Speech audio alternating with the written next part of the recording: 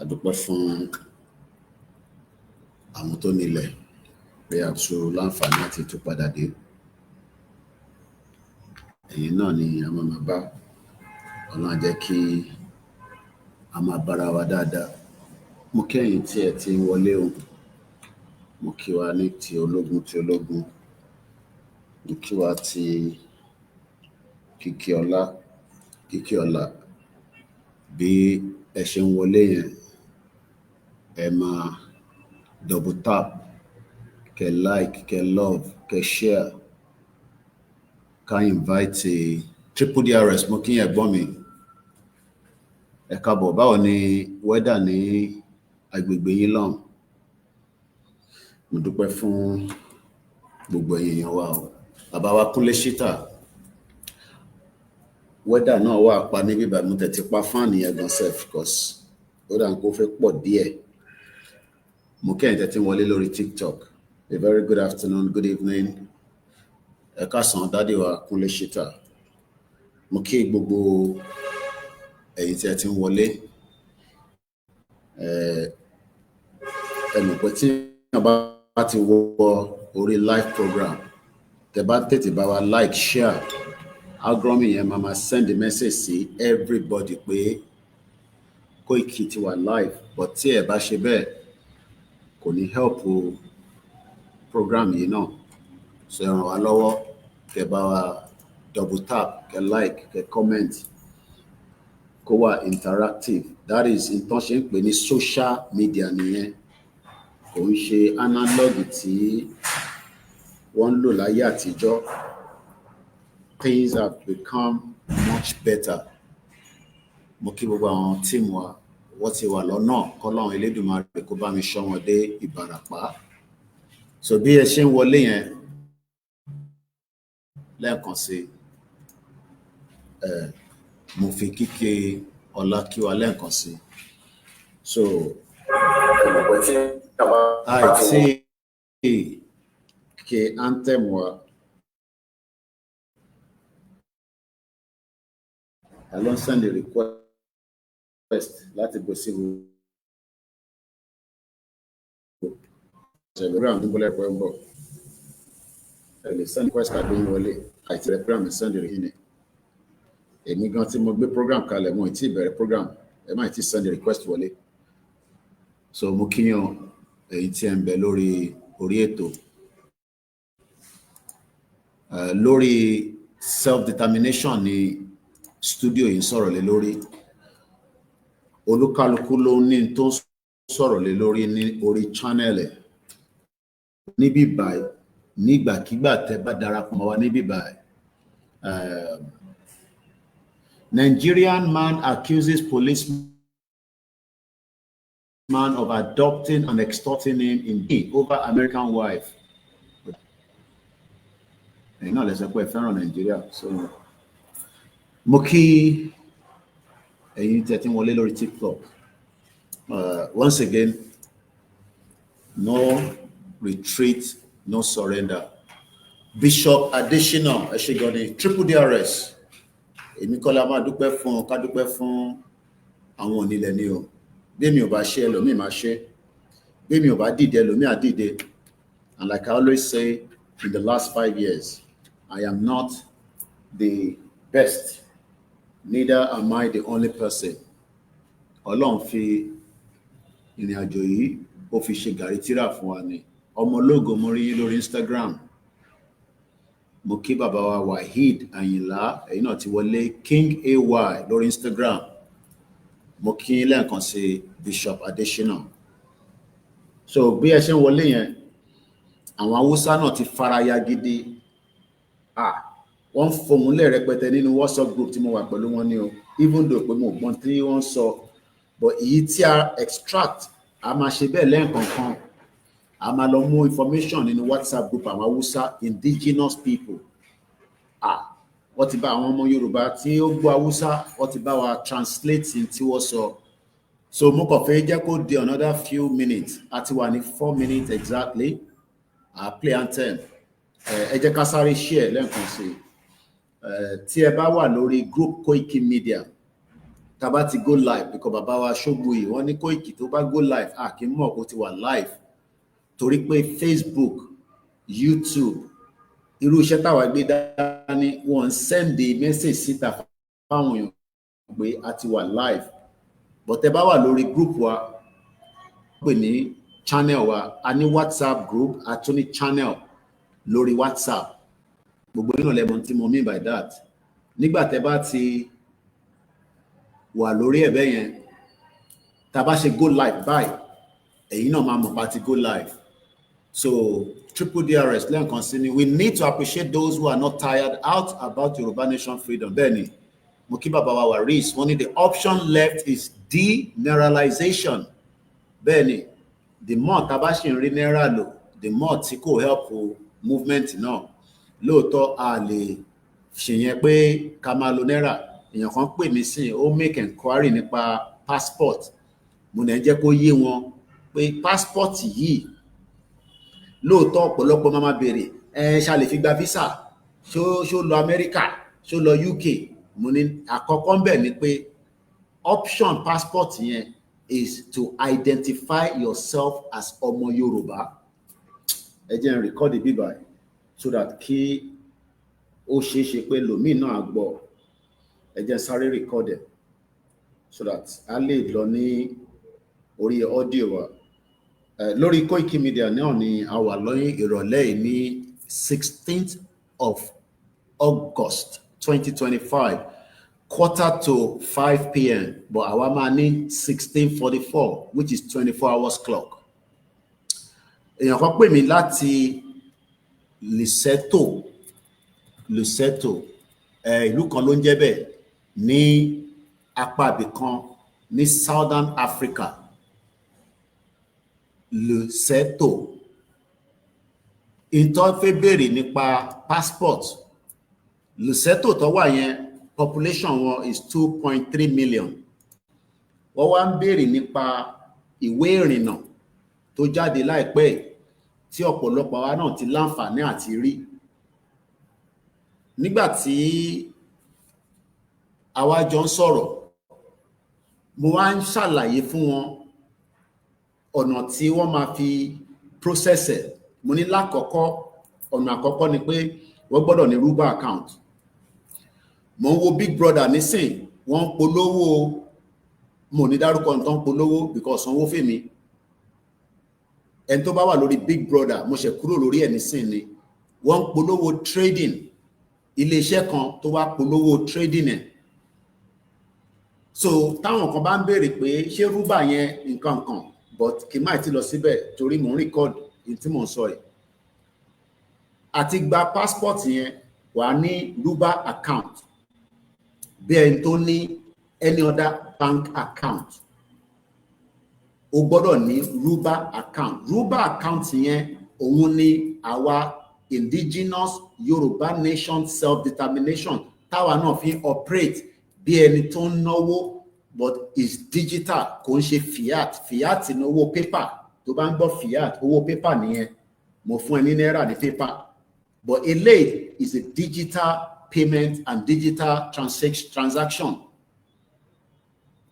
Tó bá ti wá ṣí Yoruba account yẹn, ìyẹn lákọ̀ọ́kọ́, wá fún ẹ ní FSCC, wà níyẹn lọ́wọ́. After that, wà wá make payment 5 Yoruba. 5 Yoruba yẹn bọ́ sí 115,000 naira. Ìyẹn fún ìwé ìrìnnà yẹn. Then the next stage, òun ni pé ṣé mo lè fi lọ gba visa lọ sí America? Ṣé mo lè fi gba visa lọ sí UK? Ìyẹn ìwé ìrìnnà yẹn. These are the questions that many of us are asking. Pé ṣé tá bá gba passport yìí, I believe in it. Mo ní àkọ́kọ́ bẹ̀ ni pé ìwé ìrìnnà yẹn is your identification. ID ẹni.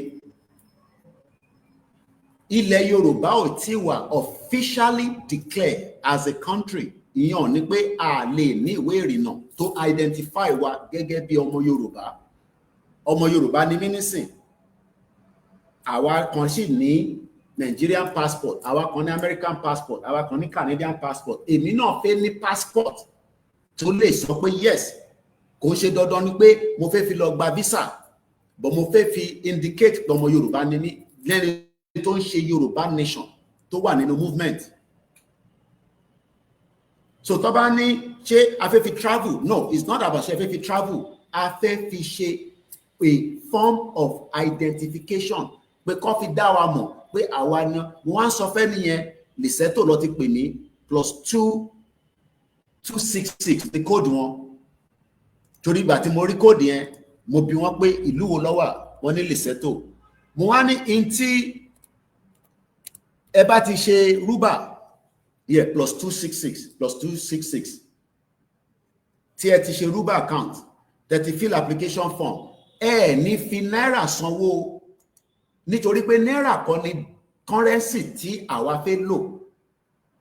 Bí àìtẹ́ tí di country èèyàn mí pé a lè máa ṣe àwọn kankan tó máa bẹ̀rẹ̀ sí present wa as a country even though we have not yet fully declared the country. So fáwọn tó máa ń béèrè pé ṣé tí bá ti gba passport yẹn mo lè sáré lọ sí South Africa. Mo wá ní ṣé UK máa fún yín ní visa lórí Yorùbá passport tí UK dẹ̀ di Nàìjíríà mú.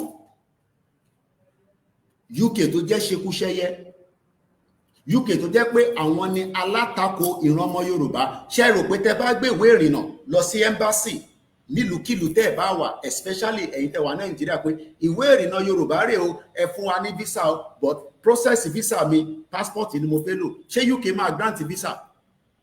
UK tó ń sọ pé ká lọ dúró de 2075 káwọn tó dá wa lóhùn nípa pé a fẹ́ kúrò ní Nàìjíríà, pé Nàìjíríà sì máa dá.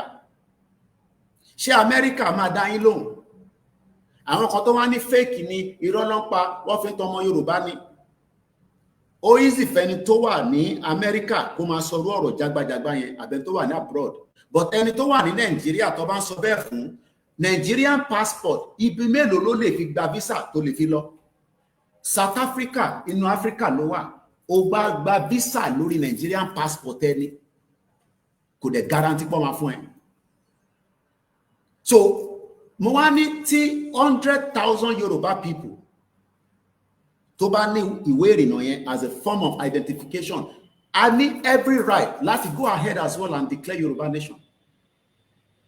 Ọ̀nà oríṣiríṣi la máa fi gba country. So eléyìí mo kàn ń ṣe audio kékeré yìí, àwọn àlàyé sì máa lọ lórí ẹ̀. Kò wá ń ṣe dandan pé kó gbà, wọ́n force pé kó wá gba passport, wọ́n fi ọ̀bẹ sí ẹ lọ́rùn pé kó wá gba passport yẹn. It is not mandatory. Àwa tá gbà ó mú wa ní a ṣe gbà. Tó bá lówó láti gbà kò ṣe dandan. Kò ń ṣe gbogbo èèyàn ló ní British passport. Àwọn ọmọ English ò ní British passport. Wọ́n kàn ní ID ní ìtàn pè ní bí a driver license wọn. Èmi ní British driver license nísìn, mo lè fi drive ní anywhere within Africa. So tí bá wà ní Ghana, tó bá ní ṣé mo lè identify ara mi, mo lè yọ passport yẹn jáde as a proof of ID mi yàtọ̀ sí my driver license ti UK àbí resident permit mi tí wọ́n fún mi ní UK. Is another proof of identification.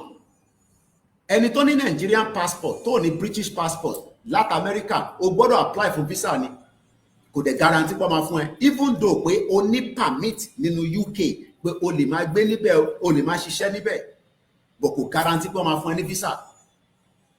Visa is the option of a country. It is not about the passport tó gbé dání. But sometimes a passport or a country can have impact on the lives of the citizen. Ìdí tí àwọn ọmọ màmá tó bí èmi nígbà tó ń lọ sí London tó fi bí last born mi sí UK, ìyẹn last born ẹni tó jẹ́ the last born màmá mi ọmọ 1980 ní UK lọ bí sí, ó dẹ̀ ní British passport. Wọ́n bí èmi ní 1978, èmi ò dẹ̀ ní British passport. Ìdí tẹ́mi ò ṣe ní British passport ni pé nígbà tí wọ́n bí èmi Nàìjíríà lọ bí mi sí, àṣìṣe ni, kò jẹ́ kó bí mi sí Nàìjíríà. Màmá tó ní owó lọ́wọ́ ni màmá mi, bàbá tó bí mi ó lówó lọ́wọ́. private hospital lọ bí àbúrò mi sí, kò ń ṣorí NHS. So tó bá jẹ́ pé wọ́n lọ bí èmi náà níjọ́ náà ní 1978, automatically I would have been a British citizen with a British passport. Mo ní wá lọ jókòó sí UK láti 15 years kó tó fún mi níwèé irú tí mo lọ ṣe nígbà tí mo lọ ní 1998. Gbogbo eléyìí là ń ṣàlàyé fáwọn èèyàn pé so tí àbúrò mi ní British passport, èmi ní Nigerian passport, ó take some time káàbúrò mi to understand tó ń pè ní immigration because kò yé. Abẹ́òkúta lòun náà ti ń kàwé kó tó mú kúrò ní JSS, ó fẹ́ lọ bọ́ sí JSS 2 ni mom sí mi move òun because ó easy. Nígbà tí màmá mi padà sí UK, wọ́n lọ apply fún passport tiẹ̀ padà because under age ni wọ́n release passport ẹ̀, ọba kan mi ó ti wọ UK nísìn níjọ́ náà náà ẹ má yẹ kí n tún lọ síbẹ̀ púpọ̀ but wọ́n release passport tó ọba kan mi because ó ti wà over 18. Wọ́n ní kó lọ ṣe ìtàn pè ní right of abode or something like that ní British Embassy. Ọ̀rọ̀ yẹn dìjà láàrin family nígbà tèmi dé UK. Wọ́n rò pé passport tiẹ̀ lè mi fi wọ UK. Wọ́n mọ̀ pé mi gba visa ni. Òun náà ti wà ní UK nísìnyí o. After many years ó padà wọ UK. Ó dẹ̀ apologize. Tí bá sọ̀rọ̀ immigration fún yín, ìlú tí mo ti gbé for 27 years ni, but ibẹ̀ kọ́ la fẹ́ lò. So táwọn kan bá wá ní passport tó ṣe yìí, wọ́n fi fẹ́ defraud ọmọ Yorùbá ni, wọ́n ti ọ̀bẹ bọ́ ẹ lọ́rùn pé kó wá gbà. Ṣé wọ́n mú ọ̀bẹ, wọ́n ti bọ́ ẹ lọ́rùn pé wá gba passport yìí. Passport yẹn is your own ID. Gbogbo wa náà la ní Nigerian passport. Ẹni tó ní Nigerian passport, ó ní another passport. Lesotho is less than Osun State in a geographical size population. Is almost like kódà Alimosho tóbi jùlọ. Alimosho size, Lesotho is small landlocked state in South Africa, 2.2 million. So gbogbo ẹni tó wá ní àwọn náà fẹ́ gba passport yẹn, àwọn náà fẹ́ ní, àwọn ọ̀tẹ̀ fẹ́ fi travel, àwọn akọ̀fẹ́ ní sọ́wọ́. Ẹ kàn sí gbogbo media tẹ́ bá kàn sí, wọ́n gbọ́dọ̀ lè ṣàlàyé fún yín pé ọ̀nà báyìí ni. Tó bá wá rí media tó máa ṣàlàyé fún yín, ẹ wá bẹ ṣe máa bá Koiki sọ̀rọ̀. Àwa fún yín ní ìlú tẹ́ bá wà, ẹni tẹ́ máa bá sọ̀rọ̀. So it is not because of if you travel, it is your ID. Bí ṣe wà níbí báyìí nísìn. Every time tí bá ń travel in between Africa to Africa, mo máa ń mú driver license mi dání.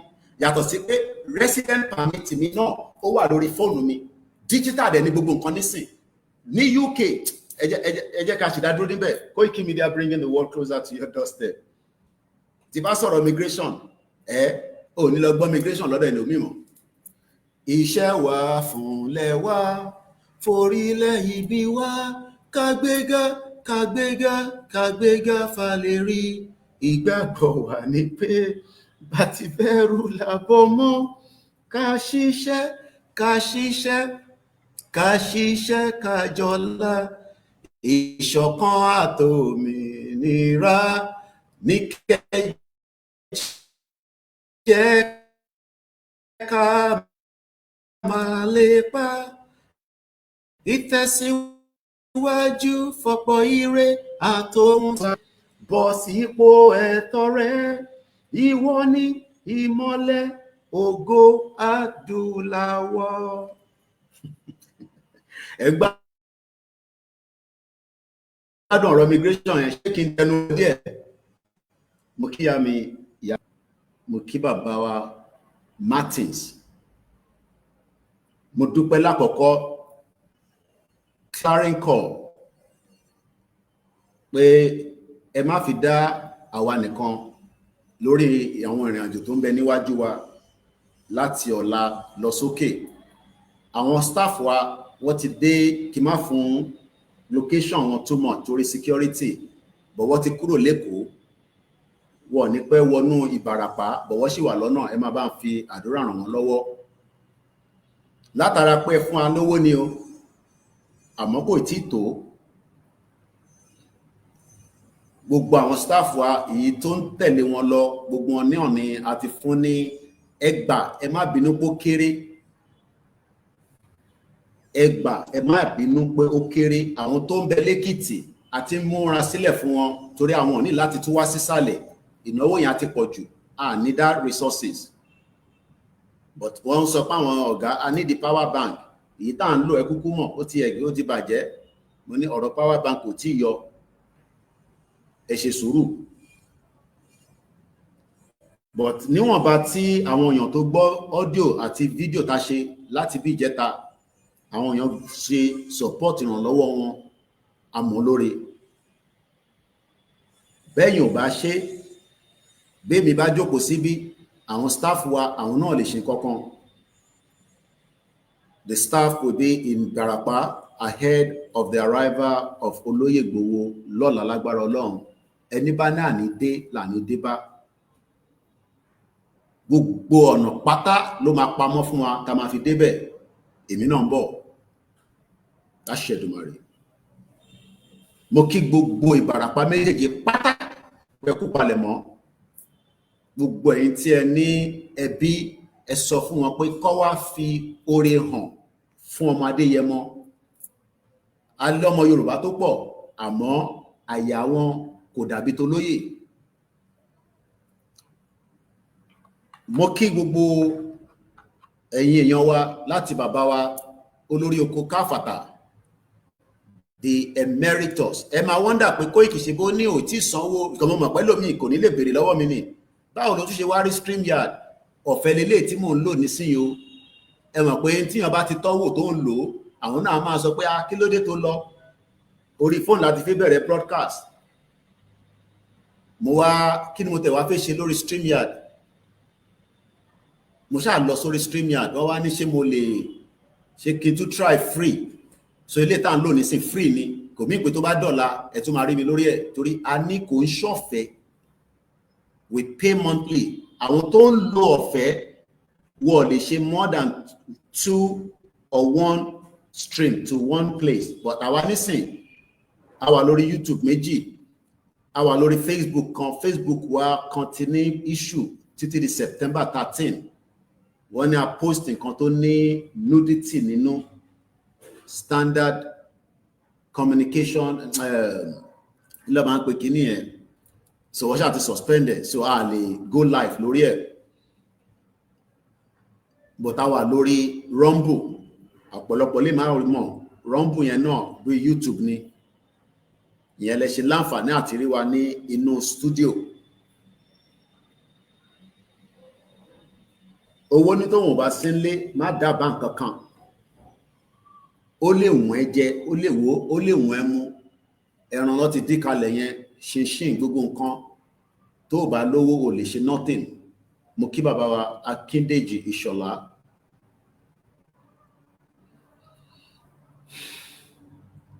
Àdúrà ni kẹ́ máa fi ràn wá lọ́wọ́. Ẹ má dá ìjà ẹ̀sìn sílẹ̀, mo ń sọ ní gbogbo ìgbà. Muslim ni mí, bàbá tó bí mi Mùsùlùmí ni, ó gbà fún ìtàn pè ní Islam tó kú fíkú, kò dẹ̀ tako àwọn oní church because màmá tó bí bàbá mi àwọn white garment church ni. Ìṣẹ̀ṣe ò lè kúrò nítorí pé in tí Ọlọ́run fún wa ni tó ní ká máa lò, in tí àwọn onílẹ̀ fún wa kò ń ṣe compulsory kò gbọ́dọ̀ lò. Ó mú àwa làwa ṣe ń lò. Àwa ní babaláwo lọ́wọ́, bí wọ́n náà ṣe ní pastor ẹ lọ́wọ́, èmi náà ní babaláwo.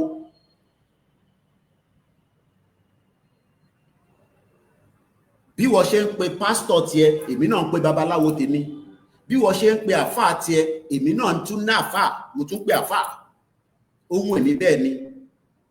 A lè force gbogbo èèyàn kó wá ṣe ìṣẹ̀ṣe, kò possible. Pé gbogbo èèyàn ló máa wá ṣe ìṣẹ̀ṣe, no. But ìṣẹ̀ṣe lágbà. Bẹ́ẹ̀ lè lé ìṣẹ̀ṣe kúrò nílẹ̀ Yorùbá, bẹ́ẹ̀ lè lé Christianity. Gbogbo èyí tẹ́ ní Allah ṣìgìdì kìíní kan, lè lé Islam kúrò nílẹ̀ Yorùbá. A kò fẹ́ doctrine tó máa convert àwọn èèyàn wa sí full blown terrorist. Mo dúpẹ́ pé mo tẹ̀ rí software lò lénìí. Mo ń sọ̀rọ̀ arákùnrin kan lánàá, ọmọ Britain. I think I should start the recording. In tí mo fẹ́ sọ yìí. Torí wà important. Ẹ má bínú tí bá ti bẹ̀rẹ̀ recording náà nílé máa kí gbogbo yín lórúkọ. Koikimedia, bringing the world closer to your doorstep. In the 16th August 2025, 1702. Mo kí gbogbo ẹ̀yin tí ẹ ti ń darapọ̀ mọ́ wa lórí ìkànnì wa lẹ́ẹ̀kan sí. Bẹ́ẹ̀ náà ṣe ra data, làwa náà ra data, ṣé data lẹ́ ń pè. Ó lé tó ń jábọ́ lára wa every week, every month, especially our tani staff. Mo ń sọ̀rọ̀ nípa ilẹ̀ Yorùbá.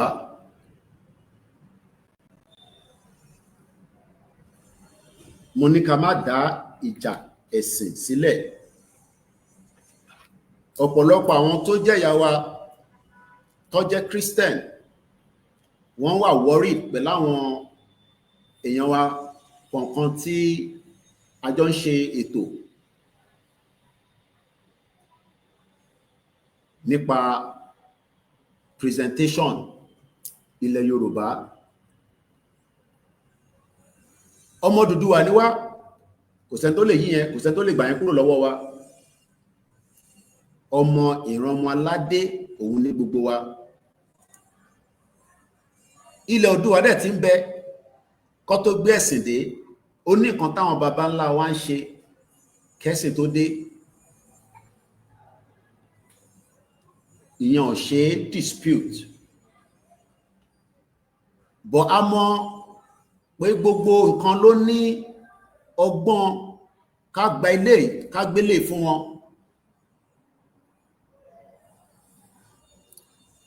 Ọgbọ́n ìgbà báírò ká fi gba góòlù kúrò lọ́wọ́ yín. Níbi tí ilẹ̀ ṣúdé lè ní ìlú kan tó ń pè ní Benin Republic. Fáwọn tó láǹfààní àti wọnú ibẹ̀ tó jáde àbáwọn tó ń gbé níbẹ̀. Wọ́n ń ṣe Mùsùlùmí, wọ́n ń ṣe Kristẹni, àmọ́ wọ́n ò fi ìṣẹ̀ṣe ṣeré.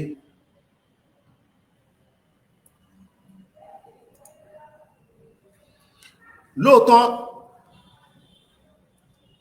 àwọn kan wà skeptical nípa pé ṣé Yorùbá nation tẹ́tẹ̀ gbé dání, ṣé kò ń ṣe pé ẹ fẹ́ fi tù wá jẹ nígbà tẹ́ bá wá débẹ̀ ẹ kíkì gbogbo àwọn Christian jáde.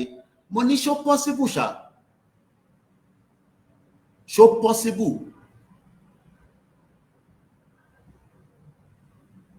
Pé torí pé a pariwo a fẹ́ gba òmìnira,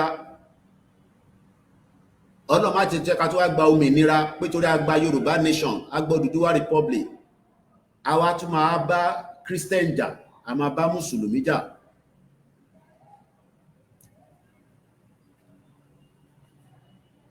This is where the law will come in. Gbogbo àwọn tó ń pariwo lórí social media, wọ́n ní right láti pariwo, láti sọ̀rọ̀. But government ló máa control ilẹ̀ Yorùbá. Òfin máa wà. Òfin tó dẹ̀ máa wà. Òfin tó máa ṣiṣẹ́ fún gbogbo àtẹni tó fẹ́ máa bọ igi, àtẹni tó fẹ́ lọ church, àtẹni tó fẹ́ lọ mọ́ṣáláṣí, lòfin yẹn máa protect. Kò ń ṣe òfin tó máa sọ pé ẹni tó ń ṣẹ̀ṣẹ̀ ṣe á wà superior jù ẹni tó wà ní Mùsùlùmí àti Christian lọ. I don't think I want to live in a country like that.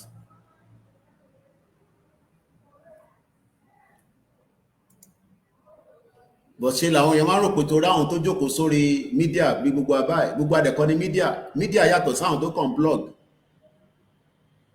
There's a difference between every job. Every job has its job description. À ń sọ fún yín pé a government will have a constitution, and that constitution will be abided, accepted after taba ti sọ pé constitution yìí la fẹ́, not like the fraudulent constitution tó ń lò Nigeria that has no meaning for anyone, regardless of whether you are a Christian, you are a Muslim, or you are a traditionalist. Mo fẹ́ kẹ́ nawọ́ sókè èyí tẹ́ ń defend even ìṣẹ̀ṣe pé ṣé Nàìjíríà lọ́wọ́lọ́wọ́ ẹ̀ ṣó respect ìṣẹ̀ṣe. Does the Nigerian constitution respect ìṣẹ̀ṣe? Does the Nigerian constitution tó tẹ̀ tí wọ́n sọ pé òun lo Bible àti Christian ṣó ní value fún àwọn tó jẹ́ Christian àbí Muslim? Ẹ bá mi dáhùn. Does the 1999 constitution, as many amended, because if you maintain your amend, ilé tó bá ti crack, you break it down completely and you rebuild it because foundation yet you are faulty.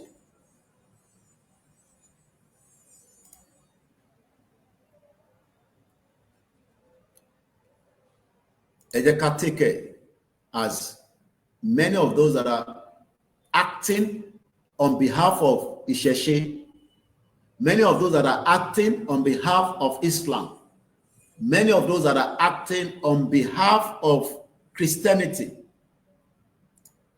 you would all have to be under a Yoruba government in the future Yoruba government. And everybody would respect, gbogbo apáta la máa respect òfin. But wọ́n ní wá ṣe constitution bí wọ́n ṣe ti Nàìjíríà, gbogbo apáta la máa decide irú constitution tá fẹ́.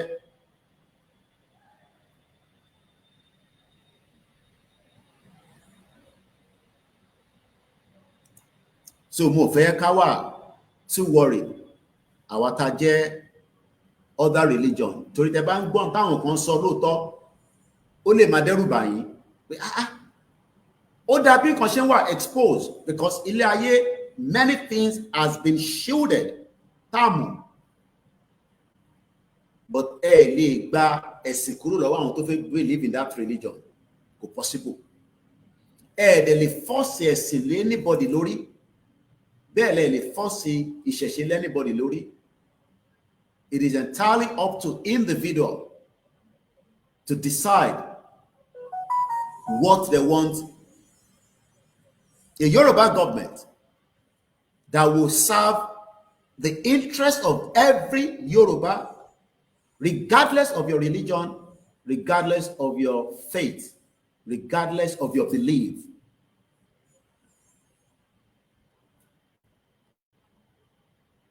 Ìdí tá ṣe ń sọ pé ká gbalẹ̀ wa ká lè lo ìtàn pè ní ọgbọ́n àtòye tọ́ba Elédùmarè fún gbogbo wa láti fi ṣe ìjọba ilẹ̀ Yorùbá tó máa ní ipa, tó máa ní impact, tí kò ní máa jẹ́ èyí tí à ń ṣe Nàìjíríà nísìn tí gbogbo church ò ní ná, tí wọ́n ní títì, tí wọ́n lómi, tí wọ́n ń bẹ̀rù,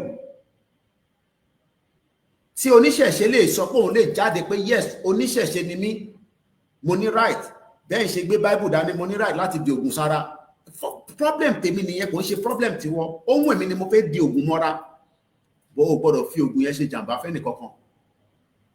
You can use it to protect yourself. Torí ọba Elédùmarè ló dá ewé àti egbò tá ń lò. Bí wọ́n bá ní òṣògùn, ẹ tó fẹ́ ṣògùn jẹ́ kó ṣe é, bó kò gbọ́dọ̀ fògùn yẹn commit crime. Tó bá commit crime ó máa lọ ẹ̀wọ̀n. Mo release video kan lórí OLAYOMI KOIKI, 27 years in the UK. Ọmọ 34 years old tó láǹfààní àti gbá bọ́ọ̀lù dáadáa, Botan, I believe ọmọ Ghana ni, looking at that name.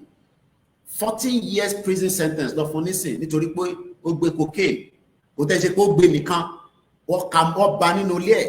Ẹni ọ̀daràn tó wà lórí bail, wọ́n fún ní bail. Mo sọ pé bíbá ẹni international platform yìí. He was on bail.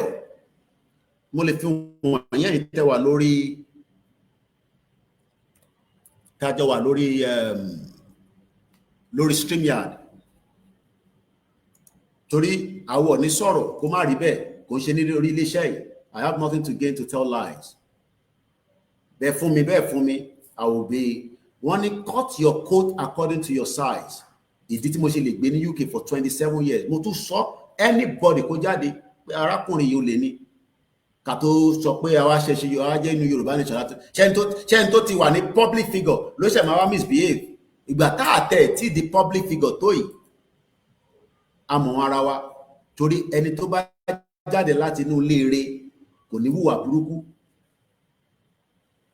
Kò dẹ̀ sẹ́ni tó lè tọ́ka pé ìyá tó ń lọ yìí o màmá Koiki o ní UK yìí o ẹ bá wa dìmú àwọn láyé gbogbo ẹnu mo fi sọ gbogbo àyà ni mo fi sí.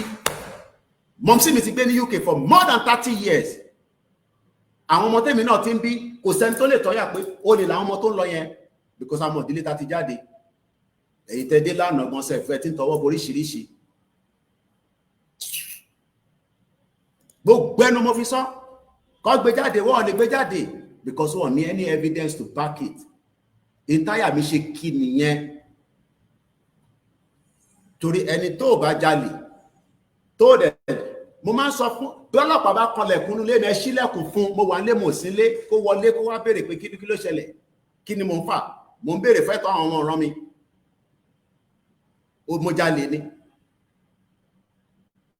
à ń bọ̀ sí bó bá àwọn UK tó bá ní kí n má tún wọlé mọ́ báyìí 27 years kí ni mo tún wá káàkiri wọ́n fi àjẹ mi dáadáa kò lè yẹ̀yìn èmi ló ń dùn mí ju gbogbo yín lọ for 15 years kíyàn má lè kúrò nínú ìlú kan 15 years tó bá yẹ pé mo lọ yunifásitì ni màá ní degree màá ní PhD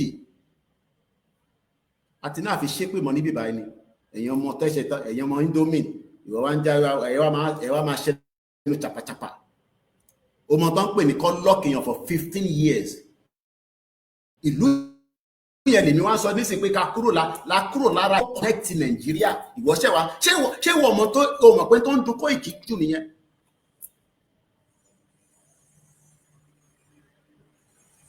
Kí ni kàn yín pé láwọn ọmọ Ìgbò ṣọmọ Ìgbò ni wọ́n ní kí lẹ lọ ń gbọ́ Ìgbò program fún kí ni kàn yín pẹ̀lú Ìgbò tó bá àwọn Ìgbò ní kó máa sọ kí ni kàn yín pẹ̀lú ọmọ Ìgbò ẹ bá tún post kí ni ẹ̀ máa block ẹ̀yin gan màá support Biafra mo support Peter Obi ọmọ Ìgbò ni there's two different things ẹ má máa sọ pé ká má support Biafra.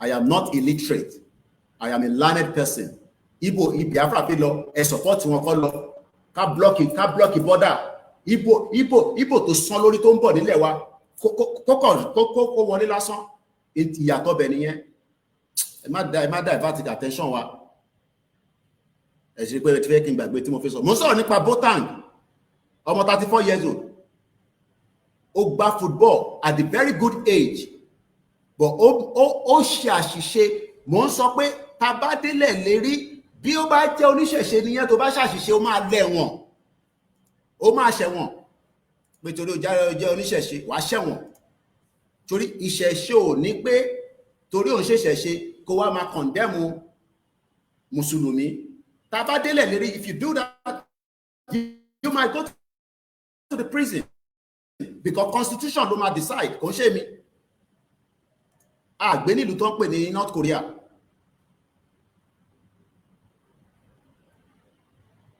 fẹ́yìn tẹ́wà lórí screen òun lẹ́ ń wò yẹn arákùnrin náà 14 years ló máa ṣe nínú prison ó lọ́mọ 18 months you commit the crime you will go down for it o rò pé mi náà mọ bó ṣe ń ṣe drug tó bá jẹ́ pé mo fẹ́ ṣe drug ni gbogbo èèyàn náà ló mọ bó ṣe ń ṣe nǹkan but tẹ́mi ẹ̀ bá sọ pé in tó fẹ́ ṣe yẹn ó mọ the repercussion ẹ̀ wá tètè yá padà à ń jà fẹ́tọ̀ wa ni eléyìí ò ń ṣàṣìṣe à ń jà fún ìran wa ni à ń jà pé kí nǹkan tó ti bàjẹ́ kó má bàjẹ́ ju bó ṣe yẹ lọ ìgbà wo là ní kú.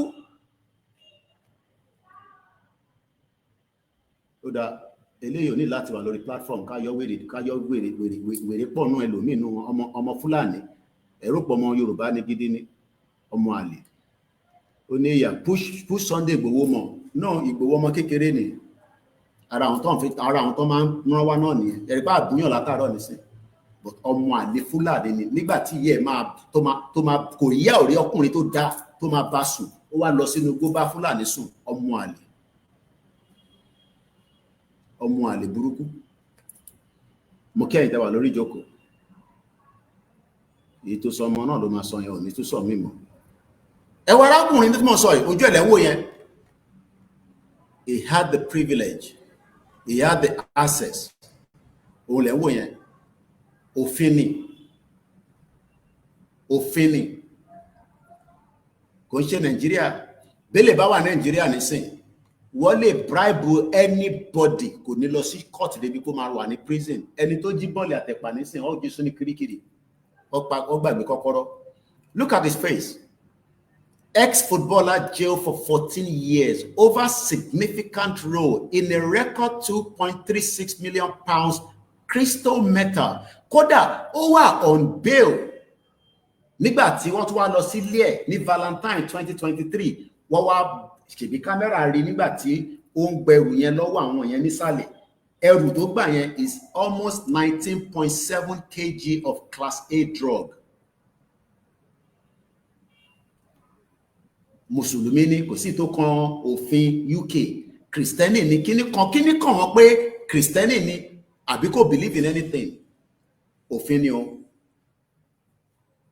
Òfin yẹn ni kò sí ní Nàìjíríà, because tófin bá wà Nàìjíríà, gbogbo àwa pátá tá jẹ́ oníṣẹ̀ṣe, Mùsùlùmí ni, Kristẹni ni, gbogbo àlọ́ ẹ̀ka ní right.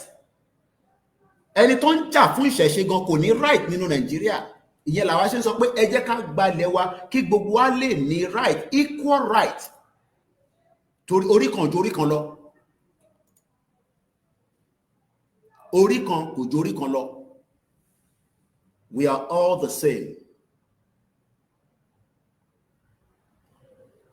So I hope that a future Yoruba government will look into as many of these issues tó ń dùn wá lọ́kàn, tó ń affect wa gẹ́gẹ́ bí ìran ọmọ aládé, so that a lè jọ ṣe kíni,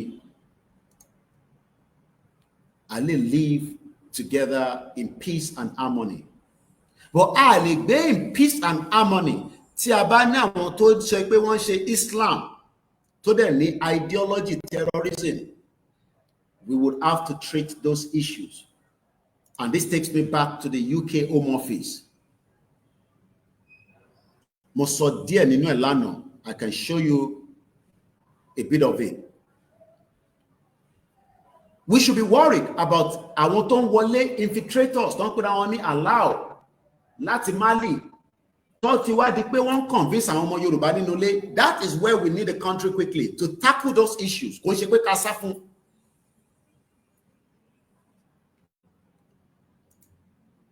Because ẹni tó gbà fún Islam tó bá náà wò ṣe Islam mọ́ lẹ́mìí ẹ̀ problem tiẹ̀ nìyẹn. Tó bá dẹ̀ ní Islam máa ṣe tí ọlọ́jọ́ máa fi dé. Why do we have to be worried? Ohun lẹ́mìí ni tó fẹ́ ṣe nìyẹn. Ẹni tó ń ṣe Christian ò lè force pé kó wá ṣẹ̀ṣẹ̀ ṣe. Kí ló fẹ́ force fún? So let's go to the UK Home Office. Láìpẹ́ lágbára Ọlọ́run, lágbára àwọn tó nílẹ̀ Yorùbá, àwa náà máa sọ pé go to Yoruba Home Office website, go to their Twitter page, go to this, go and look at that information. Wọ́n máa fi ilẹ̀ Yorùbá, wọ́n á máa fi ṣe àríkọ́gbọ́n ní gbogbo àgbáyé ni. Ìyẹn ni Britain ò fẹ́. You think they want you to be able to control your destiny. Wọ́n fẹ́ yẹ ká control destiny wa.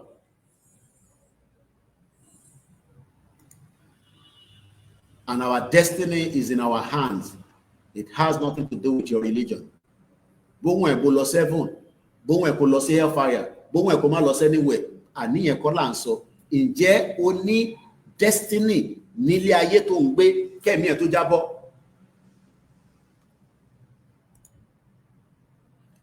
Let's take you to the UK Home Office quickly. Bringing the work closer to our doorsteps. We are the lead, the UK government department for immigration. I keep telling you, stop this nonsense of saying etabagba country wa ebi tí mo fẹ́ Igbo, ebi tí mo fẹ́ Hausa, ebi tí mo fẹ́ Fulani. Hausa gan ti fún síta. Ẹ jẹ́ sáré play fún wa. Wọ́n ti bá wa ṣe translation yẹn lánàá. Wọ́n para gidi ni. Mo wà ní group tí wọ́n set up tán pè ní WhatsApp group. Báwa náà ṣe ní WhatsApp group.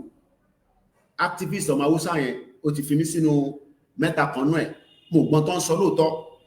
But ẹ rí pé in tí àwa indigenous people máa ṣe fún Fúlàní ó súnmọ́ bọ̀ díẹ̀díẹ̀. Kódà ó sọ débi pé gbogbo ọmọ Hausa tó bá fẹ́ Fúlàní kó lọ divorce wọn. Ẹ jẹ́ ká play audio yẹn ká tó wá gbé yín wọnú Home Office. Home Office yẹn òun ló ń pè ní the lead tó bá sọ pé kan lead àwọn ló wà in charge gbogbo security àti immigration àti passport àti crime policing homeland security protecting vulnerable people. Ṣé Nigeria protect Muslim vulnerable débi kó fẹ́ protect oníṣẹ̀ṣe ṣó tẹ̀rí toníṣẹ̀ṣe rò? Ṣé Nigeria protect vulnerable Christian? Mo lè fún yín lórúkọ ẹ wà lórí Facebook o, sister mi ó ti wà níbẹ̀ nísìn láti mọ́ra kò ń sọ̀rọ̀ 10 years. Ó bá mi ó ti wá nígbà tí mo wálé ní many years back. Ó lọ́mọ tó ní physical challenge. Muslim ní Nigeria ò rí ti ẹ̀rọ. That is the reason why we are crying out and saying this union, don't pay Nigeria, it needs to end. Gbogbo adade máa lọ kọ́nà fọ́run kẹ́ actor yẹn ọkùnrin tó kú láìpẹ́. I think he died yesterday. Ṣé kọ̀ràn lẹ́ ń pè? Ọ̀dọ̀ lóyè ni mo wà tí wọ́n ṣe announcement lórí fóònù kan náà wọn staff wọn níbẹ̀ pé kọ̀ràn jáde láyé. Ọmọ Yorùbá ni. Bí a kò gbọ́ Yorùbá nation, bí ó gbọ́, I don't know. So kí la wá ń sọ? À ṣe this, à ṣe dà, àkọ́lé, àbímọ, à ṣe this. Tọ́lọ́jọ́ bá dé, á mú gbogbo wa máa lọ.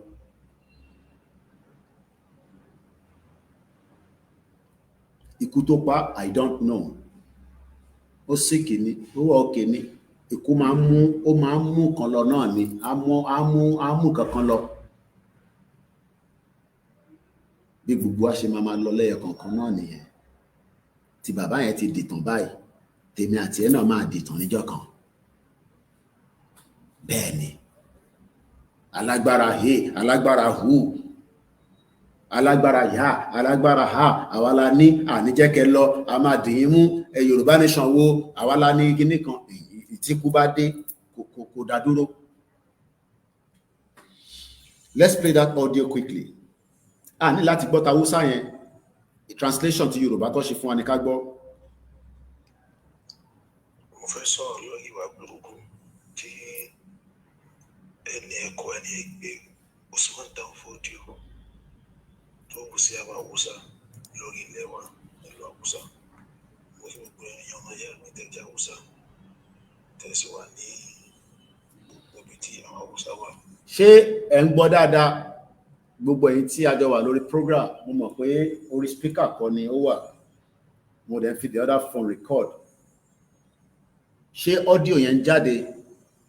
Ẹ bá mi sáré fi sí comment section, mo mọ̀ bóyá eléyìí máa pick pẹ̀lú speaker yìí. Kò tó jọ mẹ́ta tí I hope it can connect. Ṣé audio yẹn jáde? Ó jáde, ó dà. Tó bá ti lè jáde lórí software, àwọn tó wà lórí TikTok náà gbọ́dọ̀ gbọ́. Ó jáde, that's fine. Dó mo ń try láti pair pẹ̀lú eléyìí. Àwo bó ṣe kéré tó yìí, ó ta dáadáa lẹ́nu. Àní kò dìgbà tí nǹkan bá tóbi gbàràgàdà bí wèrè bí Nàìjíríà. Atarodo ni bó ṣe ń rí. Sunny ni. Mo gbé dání láti UK ni. Tó bá ra ńlá náà, a ṣiṣẹ́. Èèyàn mi pé léyò ni. A ní Nàìjíríà ti tóbi kò lè ṣiṣẹ́. Ká dissolve ẹ̀. Ká lè ráyé gbé. Ẹ jẹ́ ká go back. Kákọ̀ gbọ́ kékeré nípa Hausa yẹn, just small bit. Àwa lọ gbọ́ translation ẹ̀. Musan ta'addancin da Danfodio ya yi wa Hausawa a ƙasar Hausa. Mu kuma san ta'addancin da Fulani jikokin kasar gwamnatin ta'adda Danfodio lanatullahi alaihi da suke yi wa Hausawa da indigenous baki daya 'yan ƙasa kenan. 'Yan wani Hausawa da sauran kabilu a hukum. A hukum sallama irin tamu ta mu 'ya'yan Hausawa tsarkakakku wanda ba su cin amana, ba sa zina, ba sa kwace, ba sa karya, ba sa kisa, ba sa shan jini. Irin abin da Danfodio ya yi wa Hausawa da abin da yanzu jikokinsa da 'ya'yansa da kamakunansa da tankaɗa haɗinsa suke yi wa Hausawa. 'Yan wani Hausawa a hukum. Yau dai musamman audio na akan wato ina murna ina farin ciki akan wato ranar bikin Hausa da muka yi 20 ga watan 7 27 ga watan bakwai 27 ga watan bakwai muka gabatar da wato ranar wato harshen mu na Hausa da kuma al'adunmu, sannan kuma dan cire dan zina dan gafara alfatiha. Come on, waste too much time. Muke olórí ẹbí Muke bá kí àwọn tèmi ní Oxford níbi tí ó wà presently. At the beginning. Now, òru àná mo dúpẹ́ fún brother wa tó bá wa ṣe ó ṣe akitiyan ẹ̀. Òun náà ni driver tó ń gbé àwọn ọmọ wa lọ sí Ìbàràpá, wọ́n ti wà lọ́nà báyìí. Ó lọ́rẹ̀ẹ́ tó jọmọ Haúsá, tó jọmọ Yorùbá, no, tó jọmọ Yorùbá tó bá Haúsá. Òun ló wá bá wa ṣe ìtumọ̀ ẹ̀. Ẹ jẹ́ a gbọ́ ìtumọ̀ yẹn. 5 minutes 47 seconds, no interruption. Ẹ farabalẹ̀ kẹ́ gbọ́n tí Haúsá sọ nípa àwọn Fúlàní. Lórílẹ̀-èdè Nàìjíríà àti ní gbogbo àgbáyé. Mo kí yín ní kíkí yìí tá a máa kí àwa lédè wa, mo sì kí yín pẹ̀lú orúkọ títọ́ Ọlọ́run pé Assalamu alaikum wa rahmatullahi ta'ala wa barakatuh. Mo fẹ́ kí gbogbo yín mọ̀ dájú pé Usman Dan Fodio tẹ́ ń wò yìí kì í ṣe ẹni Ọlọ́run kankan, ẹni ẹ̀kọ́, ẹni àdánù ni. Àtòun àti gbogbo àwọn tó jẹ́ Fúlàní pátápátá láwọn tó jẹ́ àwọn ọmọlẹ́yìn rẹ̀. Àwọn náà làwọn tá ń bá ṣẹ́ gbogbo lọ́wọ́, àwọn náà làwọn apààyàn, àwọn náà ni ajínigbé, àwọn ni kidnapper, àwọn náà wọ́n rí pìyàn káàkiri. Àwọn ni wọ́n ń gbé àwọn èèyàn tó gbé àwọn èèyàn tó fi ń bá ransom, so olórí gbogbo ní gbogbo wọn. Usman Dan Fodio tá wá pẹ̀lú pé òun mẹ́sìn wálé Haúsá ni, àmọ́ ìbànújẹ́ burúkú ló mú wá sí ilẹ̀ Haúsá. Usman Dan Fodio tẹ́ ń wo yìí dáhùn lẹ́nu Ọlọ́run kì í ṣe ẹni Ọlọ́run kankan, ìyẹn burúkú ni. Ó kàn wá sílẹ̀ Haúsá láti wá dá lámọ̀rí àwọn táwọn ajá Haúsá wò ni. Wọ́n kàn fi àjẹ àwọn Haúsá láti ìgbà tó ti dé ilẹ̀ Haúsá ni. So mo wá ń pè ọmọ ìyá mi tẹ́jẹ́ Haúsá àti gbogbo ẹ̀yin èdèkédé yòókù tẹ́ wà ní Nàìjíríà. Ẹ jẹ́ ká pawápọ̀ ká gbára wa kò ní oko ẹrú tí Usman Dan Fodio kó wa sí. Pàápàá jùlọ àwọn àtàjẹ́ Haúsá tàwà nílùú ilẹ̀ Haúsá Gàbàdáyà. Mo ń pè wá ṣàkíyèsí àwọn àtàbálẹ́ pé a fẹ́ Haúsá níyàwó, tàjẹ́ Haúsá lọ́kùnrin, tá fẹ́ Fúlàní lóbìnrin, tá lọ́kọ gbogbo wọn kalẹ̀ sílẹ̀. Àwọn tó bá sì jẹ́ Haúsá lóbìnrin tó bá fẹ́ Fúlàní lọ́kùnrin, ẹ jẹ́ ká lọ́kọ wọn kalẹ̀, because wọn ìṣẹ̀ dáre. Kò sí bá sílẹ̀ bá wọn gbé pẹ́tó kò ní bí nǹkan tó dáa, nǹkan burúkú náà ní òbí. Gbogbo ògùdẹ̀ tó sílẹ̀ ńlẹ̀ ní orílẹ̀-èdè Nàìjíríà ní láti bí ọdún 2020 sásìkò yìí ní ṣe kò sẹ́ni tó ń kọ̀ sí ìdílé yìí tó jọ àwọn Fúlàní lọ. Àwọn náà làwọn tó ń sọ orílẹ̀-èdè wa ní Nàìjíríà yìí. Àwọn náà ni wọ́n kó wá sí gbogbo ògùdẹ̀ tá a wà yìí. Ìwà tó wà bókú bẹ̀ lọ́wọ́ wọn, àwọn alábàánú kí wọ́n máa pààyàn, kí wọ́n máa gbìyànjú. Wọ́n bá àwọn èèyàn káàkiri. So wọ́n yìí ṣe ẹ̀dá Ọlọ́run kankan wọ́n kàn. So mo ń kó gbogbo wa lásìkò yìí ká sowọ́pọ̀, ká wọ́n náà bá ṣe gba òmìnira kó lọ́wọ́ àwọn amúnisìn tó sọ wá dẹrú yìí tó ń pè ní àwọn Fúlàní. A sì ti ní wọn lọ́pọ̀lọpọ̀ lórílẹ̀-èdè yìí. Ọ̀pọ̀lọpọ̀ wọn ní ìsìn wọn lórí pé àwọn ni aṣojú wa lórí ẹ̀sìn, gẹ́gẹ́ bí àwọn àgbà àfà wọn bí Yàyà Gánúgórí, Dẹ́rù Bauchi, Gómìnì, Zẹ́sẹ̀ Gíní, Bẹ́ẹ̀ Sùnáàní àti bẹ́ẹ̀ bẹ́ẹ̀ lọ. Gbogbo pátápátá àwọn ẹni ẹ̀kọ́ ni wọ́n wọ ẹsẹ̀ ní Ọlọ́run tó fi dórí àwọn olóṣèlú wọn bí El-Rufai, Kọ́ńkọ́sọ, Ganduje tó rà tó yẹ dẹ́rù Sultan Sokoto. Wọ́n yìí sẹ́ni eré kankan, ẹni bú ni wọ́n. Torí gbogbo wọn ló mọ gbogbo wàhálà tó ń ṣẹlẹ̀ lórílẹ̀-èdè Nàìjíríà yìí, wọ́n dẹ̀sẹ̀ kankan sí. So wọ́n á fi àsìkò yìí mo fi ń bá gbogbo ẹ̀yàn ọmọ ìyá mi sọ̀rọ̀ tẹ́ wà ní Haúsá pápá tẹ́ jẹ́ Haúsá, tẹ́ jẹ́ ọmọ bíbí ilẹ̀ Haúsá láìsí Fúlàní àti gbogbo èdè yòókù tó wà ní orílẹ̀-èdè Nàìjíríà yìí. Ẹ jẹ́ ká sowọ́pọ̀, ká wọ́n náà bá sì gbàgbọ́ kó lọ́wọ́ òkú ẹrú tá a wà yìí. So ìdìbò tó ń bọ̀ lọ́jọ́ iwájú nísìnyí tó kù bí ọdún kan ọdún méjì tó ń bọ̀ yìí. Ẹ jẹ́ ká sowọ́pọ̀, ká make sure pé ní ká rí dájú pé ní kò sí Fúlàní kankan tá a yàn sórí ìbò ó sì bẹ́tà ká yan èdè míì tó sì tún máa ràn wá lọ́wọ́ yàtọ̀ sí ká yan Fúlàní lọ torí tá a bá tún ká yan Fúlàní a tún padà sóko àárọ̀ tàwa ni tẹ́ bá wọn tó ń ṣẹlẹ̀ lórílẹ̀‐èdè Nàìjíríà ní ìsìn gbogbo ipò tó ń yàn tó yẹ kó ńláńlá kò sáwà tájọ́ máa wó sáré bẹ́ẹ̀ àwọn Fúlàní tá à ń sọ yìí wòye sọmọ Nàìjíríà wọn kà wá wọn kà fẹ́ wá balẹ̀ jẹ́ fún wa ní ẹ̀dá tó lọ ẹ̀jẹ̀ ká fọwọ́sowọ́pọ̀ kí gbogbo kó lè jọra wọn.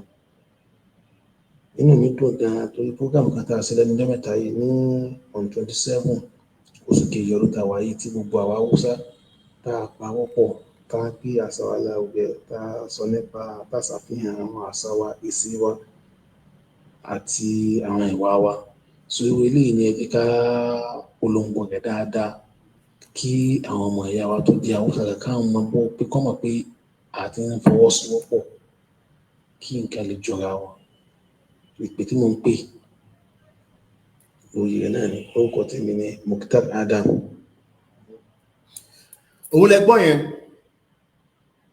mo wà lórí page wọn nísìn wọ́n ń pèlè ní Jaruma Hausa TV 24 interview wọn nísìn August 14 2 days ago lọ posted look at where Hausa children are studying ẹ̀yin tẹ́ bá fẹ́ wẹ̀ lọ sórí YouTube àti Facebook Koikimedia or Koikimedia back mo kí ẹlẹ́ǹkan sí wà látà.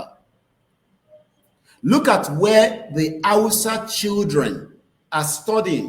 Is this the one that will hold a meeting that will benefit Hausa tribe while Hausa children are studying in car? Tẹ́ bá rí dilapidated building yẹn bó ṣe rí gbogbo ẹ̀ ti já lókè já nísàlẹ̀. Àwa tí Ọlọ́run Elédùmarè dáadáa àwa wá ń sọ pé ẹjá kúrò ní Nàìjíríà ọmọ Yorùbá wá ní no èmi ò fẹ́ ká kúrò ní Nàìjíríà o Haúsá gan ní ká kúrò ní Nàìjíríà gbogbo picture wọn lélẹ̀ Gumi gbogbo wọn tẹ́ bá lọ òun là ń fi wọn àwọn tó wà lórí kiri báyìí òun lè ṣàdúgbò ilẹ̀ ń wò nísìn page wọn lélẹ̀ ìtọ́sọ́pọ̀ Koikimedia bringing the world closer to your doorstep mo fi end delay ẹjẹ́ tún lọ mú mi wá èmi ò gbọ́n tán sọ lóòótọ́ bọ̀ wọ́n faraya burúkú nínú platform wọn náà níbẹ̀. This is the reason why ta ṣe ń sọ fún ọmọ Yorùbá pé ìwọ jẹ́ káwa jọ sowọ́pọ̀ kájọ máa béèrè ẹ̀tọ́ wa torí pé insecurity tó ń affect àwa òun náà mà ló ń affect àwọn náà lọ́hùn mo kàn tó fẹ́ lọ mọ́díò kan jáde nínú kódà bíbà òun lélẹ́yìn ní sìn indigenous people wake up òun lórúkọ platform yẹn 98 messages ló ti wà nú ẹ̀ mo gbọ́n tán sọ lóòótọ́ but many gbòòsì kan lọ nínú ibẹ̀ ni ó dà pé English ọ̀rọ̀ tó ń sọ nínú ilé because wọ́n sọ fún mi pé kan is for international gbòòsì ni èmi náà ju ti èmi náà síbẹ̀ èmi náà ti ju tọ̀dọ̀ tẹwa náà síbẹ̀ báwọn náà bá gbé wọn máa wẹ́ tó máa translate fún wọn. Mo kí ẹ brother mi mo ti rọ́wọ́ ẹ safety domain máa kí gbogbo yín dáadáa gbòòsì òun lélẹ̀ nísìn náà ó dà pé platform tiwa lédè Yorùbá self determination gbòòsì lọ nínú platform wọn yẹn that means àwọn náà consciously wọ́n ti ń dìde pé no nígbà kí ló dé 1806 eléyìí náà nísìn Tura Takia Bango 2 59 messages gbòòsì ló lọ nínú bẹ̀ ẹja gbọ́ wọlé audio yìí nísìn nígbọ́ kẹ́kọ̀ọ́ lè rí pé there is now a movement of Hausa people kìíní yóò download that are also now making effort but advantage àwa ní ni pé àwa wà when it comes to media Ọlọ́run dẹ̀ ti fi ìkẹ́ àti ìgẹ̀ ó ti fi káwa we are a special breed but àwa jókòó sínú ibi tí àwa backward anyway let me move forward because mo rí the mẹ́ta ní group yẹn but like I said there is a very big impact now that many people okay hey olele nisin ele ẹja wo ẹgbọ. Assalamu alaikum jama'a ahokum mutanen wannan gida Bon kan sọ an wani lafiya but àwọn náà ti ita tafiya ba game da wannan saboda har yanzu ai ƙasar ba ta kai fagen wato ba ta samu arziki irin wanda zai kai ga irin wannan gwagwarmaya ba na tawari, amma tana kan hanya ita ma. Kuma Chadi tana kan hanya. Tana kan hanya kwarai da gaske. Don alhamdulillah suna kokari kwarai. Important so. Actually, the corner. So, kila wan pon our lady in Nigeria to le work. So let's come back into the broadcast. We're already 1 hour into the first part of the program. I'm a release audio here, Otiwa, ready. Now, Moki gbogbo wa lẹ́ẹ̀kan sí. Ẹ jẹ́ ká padà sọ́dọ̀ Home Office. Because tá bá ń sọ̀rọ̀ nípa migration, crime, borders, insecurity, mo kí ẹlẹ́ẹ̀kan sí brother mi ẹ̀gbọ́n mi safety domain. Mo ti rí invoice tẹ́ fi ránṣẹ́ sí wa gbogbo ẹ̀yin tẹ́ ń fi ìrànlọ́wọ́ pé Koiki má bínú ọ̀nà pọ̀ kúkú mọ̀ bó ṣe ń lọ má bínú gbà síbẹ̀ yẹn.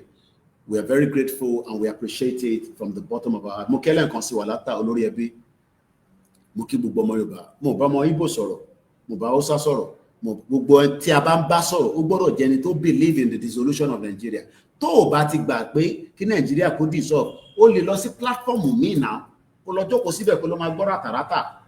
Ẹjọ́ yìí náà ni mo wo Sowore lórí Arise ibi tí mo gbàgbé sùn lọ síbẹ̀ lórí chair. Ó ṣàṣọ gbogbo ọ̀rọ̀ yẹn lọ bra. Mo á bèèrè kí ló fẹ́, kí ni Sowore gangan fẹ́? President wọ́n ní fẹ́ jẹ́ but òun nìkan ló mọ̀ tó fẹ́. Mo kí Aziz Gbadesere. Let's take you back to the UK Home Office tí mò ń lọ lẹ́ẹ̀kan. Àwa ṣe padà wá sí towards the discussion lórí Ìbàràpá, insecurity across every part. Muki Grandma Yawa Code. I am not recording, so I can always say shout out to everyone that is on the thread. Elima Opele and Konsi, Koiki, Kiboni, Oti, Sanwo, StreamYard, Benny, what failing to love me, but modified details, Missy Betovaro, what to Yokuro. Ileta no one is free me, but can't know while it lasts. Moki Mama to be Miloma, Moki Baba Akitoye, Moki gbogbo groups pátá àwọn groups yẹn pọ̀.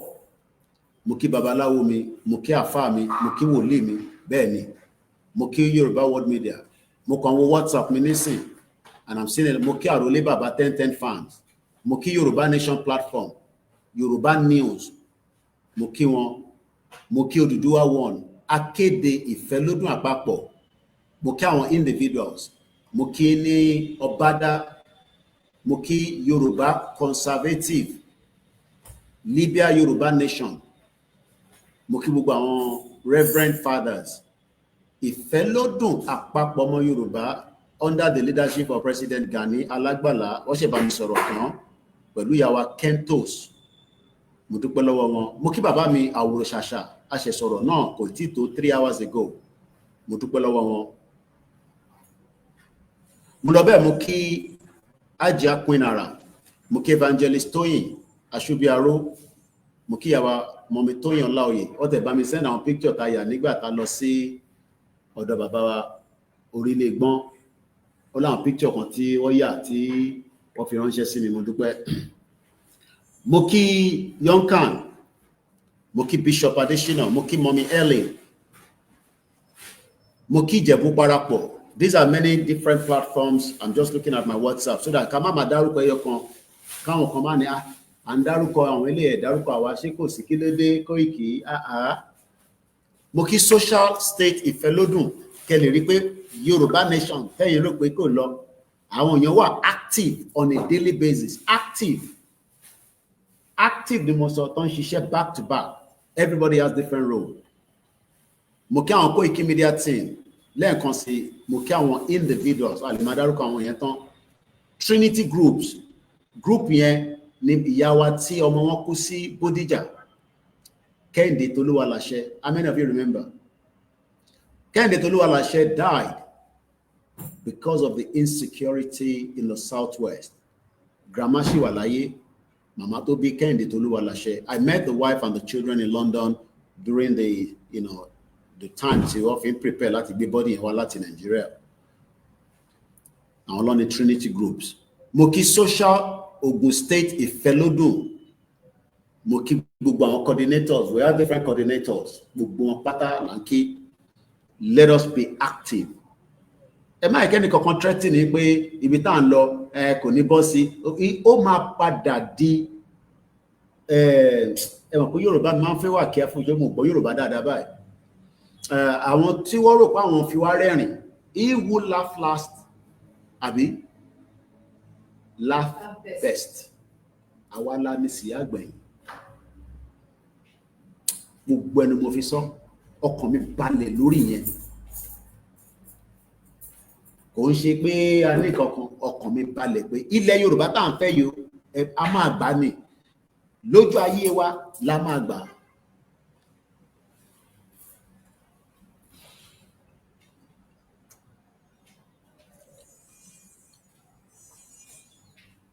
Ìwọ lè máa fi ṣeré, kò má tà. Àwọn bàbá 80 wọ́n fi ṣeré, àwọn ìyá 60 wọ́n fi ṣeré. Ìwọ ọ̀dọ́ tẹ́ ké gungun tiẹ̀ náà kó wà nínú ẹ̀. Wọ́n send fídíò kan sí mi. Wọ́n náà ń ṣe by election méjì lénìí. Wọ́n ṣe kan ní Ìbàdàn North. Ó wá ń ṣe kan níbi kan ní Ṣàgámù. Nígbà tẹ́ni ẹ send ẹ̀ mo tẹ́wọ́n pé kí lélẹ̀ tó send yìí. Because mo ṣáà rí èèyàn, mo rí building kan tó collapse níbi àbíléwó ni. Oní bàbá Koiki. Wọ́n fún wọn lówó ni fún election. There is a by-election in Ṣàgámù. I hope I'm right. Màá gbé jáde lórí Facebook. Ó wà níbẹ̀ àti poster. Mo poster sórí Twitter. By-election. Òyìn kan kú. Wọ́n wá wẹ́lò míì tó máa ṣe APC. Wọ́n wá ń pín owó fáwọn èèyàn wa. Ẹ wo bó ṣe báyé jẹ́. Ìyẹn ni system yẹn ni wọ́n wá expect kí ìwọ wà nínú ẹ̀. Ìwọ wá béèrè lọ́wọ́ ẹ̀mí pé ta ló máa jẹ president àbí ọ̀rọ̀ òmùgọ̀. Ẹ jẹ́ àtúbọ̀ kí àwọn groups tó wà lórí WhatsApp mi. Ikọ̀ ọmọ ọkọ Yorùbá, àwọn General Trustina Londo State. Ohun àtolóyè tí mo ra nísìnyí kò ń ṣọ̀rọ̀ 20 years. Ó dúró tán. Everybody is sacrificing. Everybody has lost something. In tó ṣe ń pè ní movement nìyẹn. Ó máa inconvenient wa until tá bá débẹ̀ la máa wá jèrè ẹ̀. Kọ́lọ̀ ń jẹ́ kọ́kà mi mọ́ àwọn tó máa jèrè ẹ̀. Ìwọ náà ṣe gbé kọ́kà ẹ̀ mọ́. Mo ń wo Putin. A máa show yín láwọn kankan lórí Putin. World War II, Alaska. Ó lọ dúpẹ́, ó salute, ó gbé flower, ó kúnlẹ̀ at 70+. Ó kúnlẹ̀, ó fún wọn ní flower. Àwọn tó ti kú, ó ń dúpẹ́ lọ́wọ́ àwọn tó wà níbẹ̀ tó ń bá wọn tọ́jú àwọn tó ti kú ní ọmọ World War II. Ẹni sọ̀rọ̀ jẹ́ sáré gbé débẹ̀. Èlòmí mo ní bíbá international platform. Bíbẹ̀ ó máa kúrò lórí platform kó jókòó sí bíbá. Kó mọ tó ń lọ lágbàáyé. World War II. Òun dà. Ó ń dúpẹ́ lọ́wọ́ wọn. World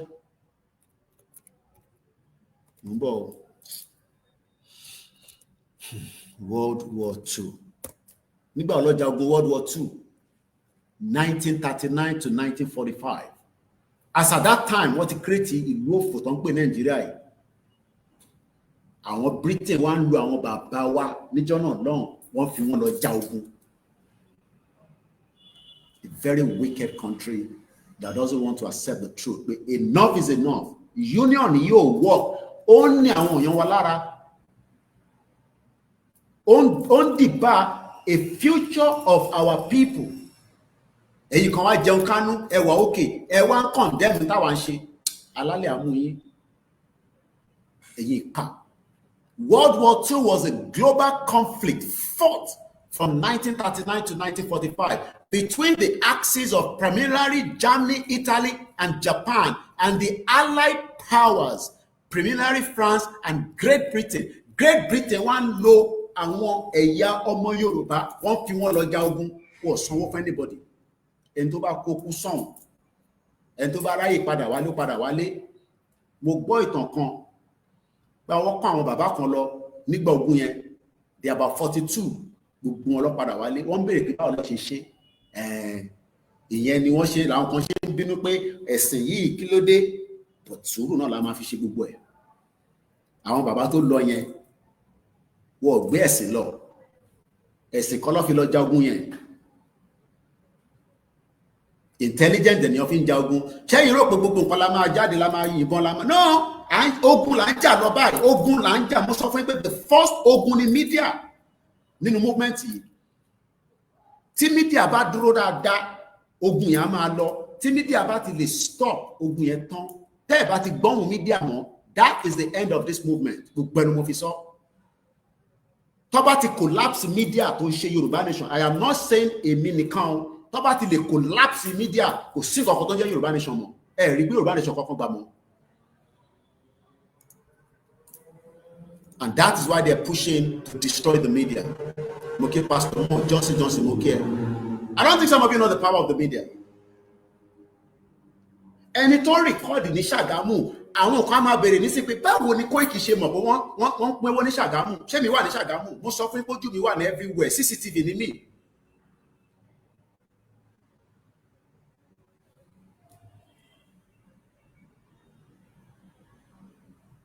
CCTV ni mí, gbogbo tó ń lọ nílẹ̀ Yorùbá ni mo mọ̀.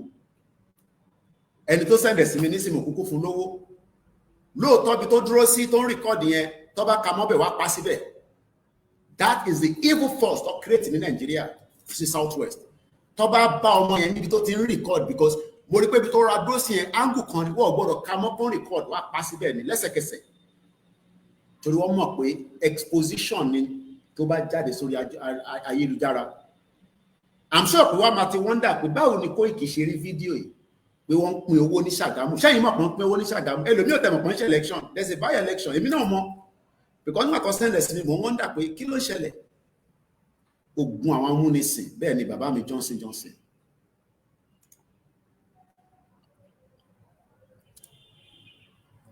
Putin wá ń dúpẹ́ pé ẹ̀mí sọnù ní World War II. And we will go through diplomacy. Ìyàn mi pé àwa tí ń ja ogun ti pẹ́, ogun náà là ń jà, mídíà ogun ni.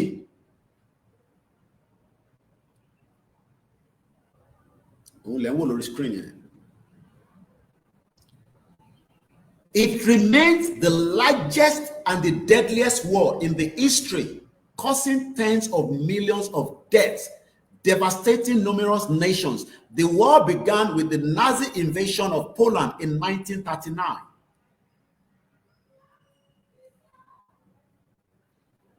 And ended with the surrender of Japan in September 1945 after the atomic bomb of Hiroshima and Nagasaki.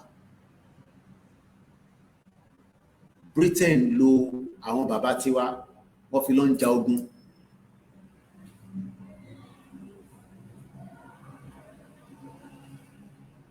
Wọ́n lo àwọn èèyàn wa, wọ́n fi lọ ń ja ogun. Títí dọ̀la Britain ò tí sanwó fáwọn kí ló ń pè wọ́n ẹ̀rọ military bomb triple DRS. Àwọn one of the best fighter in the world. Kò ń ṣàwọn bọ̀tẹ́mọ̀ wọn máa pọ́n wọn lé àwọn náà best fighter làwọn náà, àwọn Gurkhas. Ojoojúmọ́ ni mo ẹ ṣé gan fún ẹ̀yin tẹ́ fún wa ní gift. Mo dúpẹ́ mo mọ̀ lóore. Thank you very much bàbá wa Saheed. Kò ní tán bẹ̀ fún yín. Kíyàn kan ní má máa sọ̀rọ̀ ogun. Ogun wà ní Nàìjíríà, ní kí n má sọ̀rọ̀ ogun. Ogun ò dàbí yán. Ta ló sọ pé ogun dàbí yán? Ẹ ṣé gan ni. Àárọ̀ lẹ́yìn wà lọ́hùn ni. Ẹ ṣé gan ni sir. Stop talking about ogun. Ogun ò dàbí yán. The first war that was televised in the history of mankind, ogun Biafra ni. Kò sógun ní Nàìjíríà. Ẹ ṣé gan ni láti Yankee, ìlú tó dáa. Kọ́lọ́run jẹ́ kí Trump fún wa láyè káráyè wọlé, ká wá bá yín ṣeré, ká lọ Orlando níbi tí Barrister ti kọrin. Hey, stop talking about ogun. Ogun ò dàbí yán. Ogun wà ní Nàìjíríà. Ṣé mi mo sọ? Ṣé ẹ̀yin ò rógun nínú Nàìjíríà? Ṣé róúnjẹ jẹ? Ṣé rómi mu? Omi lásán ẹ̀rí mu. GMO ló ń gbé káàkiri nísìnyí tó fi ń pa gbogbo èèyàn ní ẹ má máa sọ̀rọ̀ ogun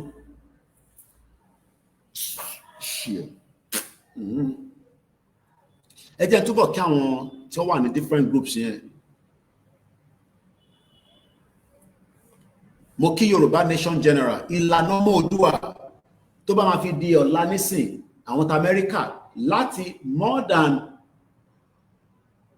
4 years láti ṣí platform yẹn láti dẹ̀yìn kúrò bẹ́ẹ̀ pé náà àfihàn tó ń ṣe bẹ́ẹ̀ mọ́ wọ́n stop meeting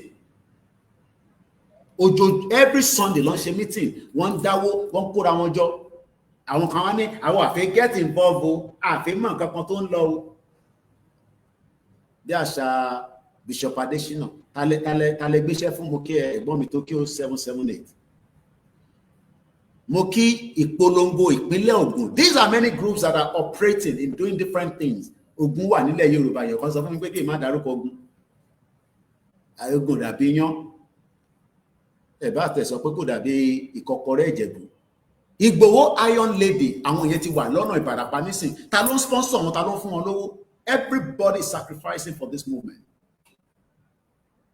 Àwọn Ìgbòho Iron Ladies yìí ẹ rí wọn ní Abẹ́òkúta ìkan náà wọn tó jẹ́ leader wọn òun ló dúró ti àwọn ìyàwó Ajah Queen Ara àti Vice President Kentos àti ìyàwó Mọ́mí Tóyàn Láòyè. I am not bringing war. Wọ́n sọ pé a ti wà nínú ogun. Media ti ń ja ogun already.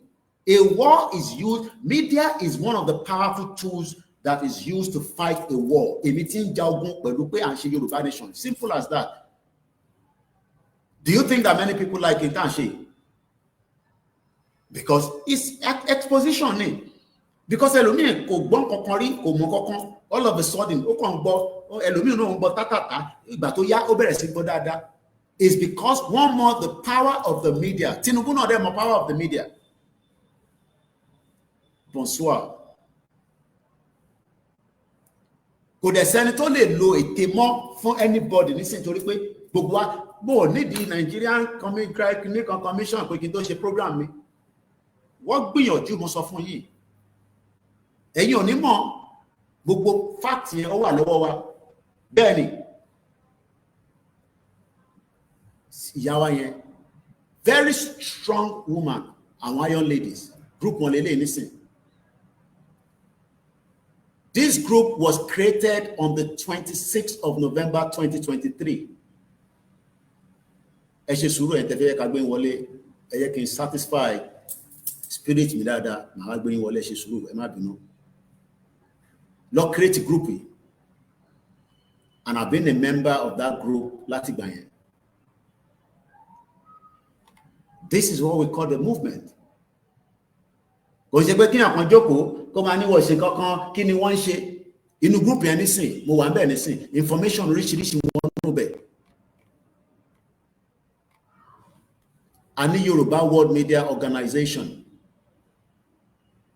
where we discuss gbogbo media ló wà ń bẹ̀ nísìn. Brother mi nísìn òun àmọ́ bí a ń ṣe Yorùbá Tòótọ́ news. We have a lot of them that are also, behind the scene. Ó send the article wọn tó kọ ní last week, Monday, Yorùbá Tòótọ́. Ẹ̀pẹ́ local government Ìfẹ́lódùn. Ọ̀wọ̀ for Yoruba Nation. Ìfẹ́lódùn àpapọ̀ media.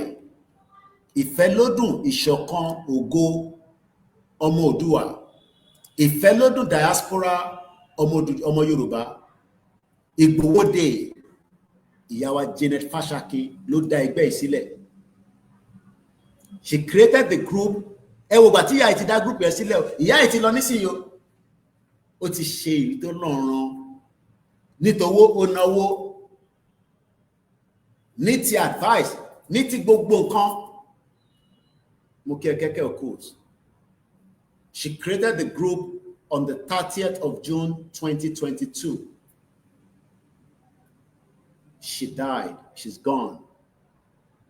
We will remember her. May her soul rest in peace.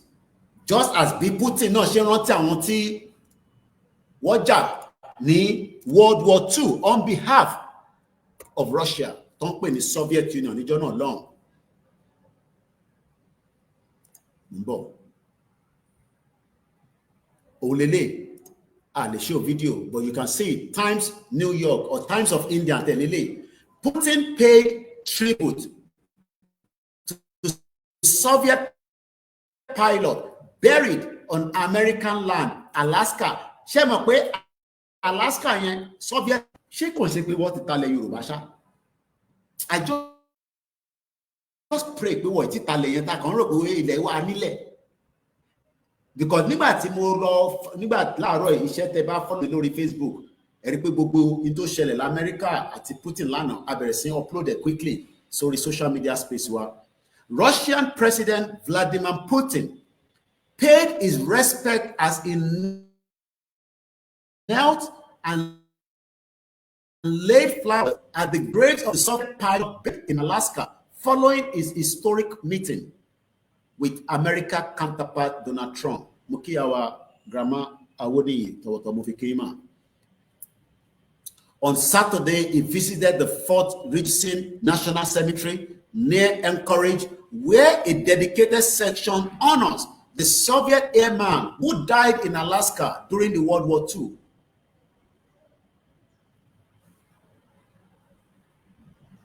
The white headstone inscribed with the names and the ranks of each pilot commemorate those who lost their lives while trading or ferrying you to the Soviet Union under the Lend-Lease program.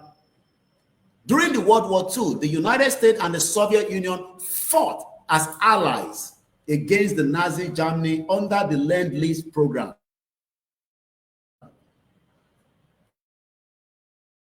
The US supplied the Soviet with nearly 8,000 aircraft and other war.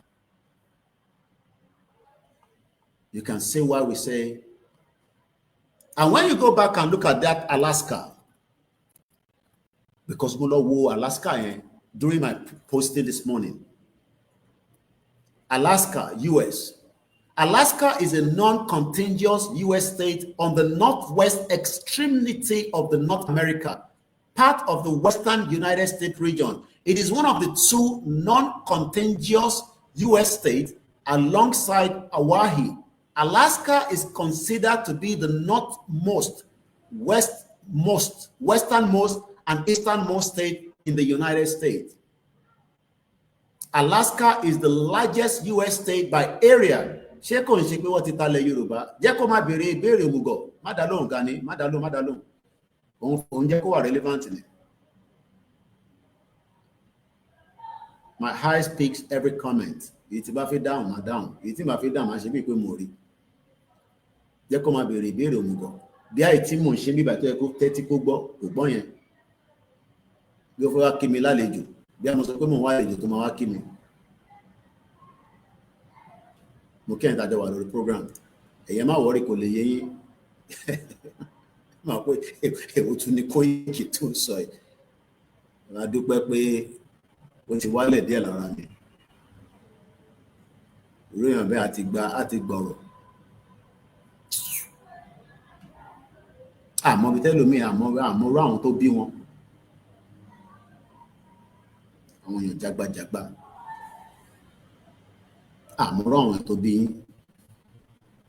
Let's move away from there because it might distract me. US sanction on Russia is an act of trade war. Let's stop.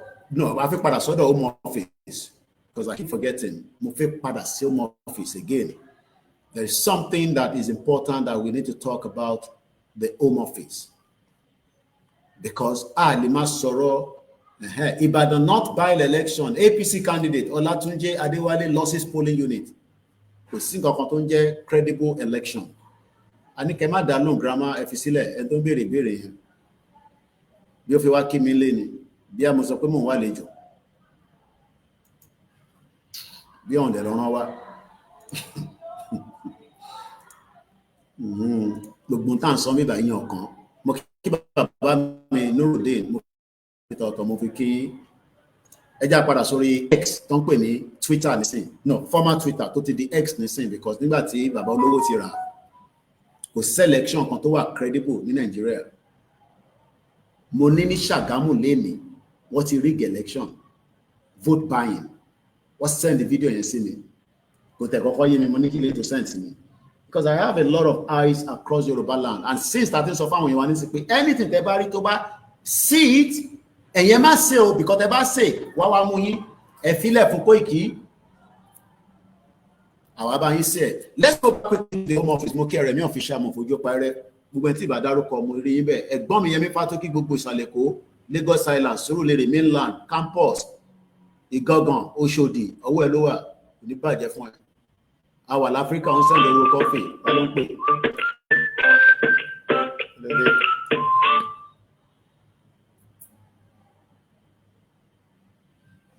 mo wà lórí program ṣé kò sí mo wà lórí live kí ló ṣẹlẹ̀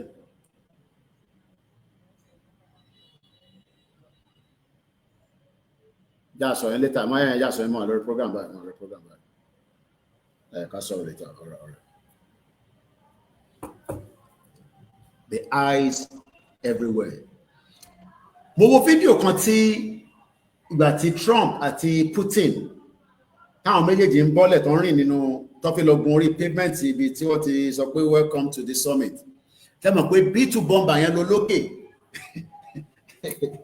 Nígbà tí èmi ò tètè mọ̀ pé àwọn fighter jet méjì ló kọ̀ guide èmi rò pé B2 bomber ní gbogbo ẹ̀ ní àwọn tí mi wọ́n sọ fún mi pé ọ̀gá ẹ̀ ríran ni àmọ́ ní mo ríran ìwọ ní mo ríran wọ́n ní B2 yẹn ló dúró láàrin fighter jet méjì wá dúró ti lẹ́gbẹ̀ẹ́ àwọn fighter jet méjì yẹn ló sin B2 bomber yẹn láti America dé Iran tó fi lọ attack but iṣẹ́ táwọn máa ń ṣe ni pé tó bá débi tí B2 bomber yẹn máa wá di spirit àwọn fighter jet yẹn á sún sẹ́yìn B2 bomber wá wọlé àwa parédà ẹni mọ́bi tó wà ìyẹn ló ṣe fi mọ ibo ni bàbá Akíntóyè bá ṣẹ́ dé níbo ni Ìgbòho bá ṣẹ́ dé ó ti di spirit mọ́ wọn lọ́wọ́ kò yé wọn mọ́ gbogbo nǹkan ò yẹ anybody mọ́ báyìí gbọ́n ọmọ mọ́ kí ló ń ṣẹlẹ̀ ṣe ti gba country ni ṣe ti ṣe passport ni kò yé wọn mọ́ because everything now is spirit.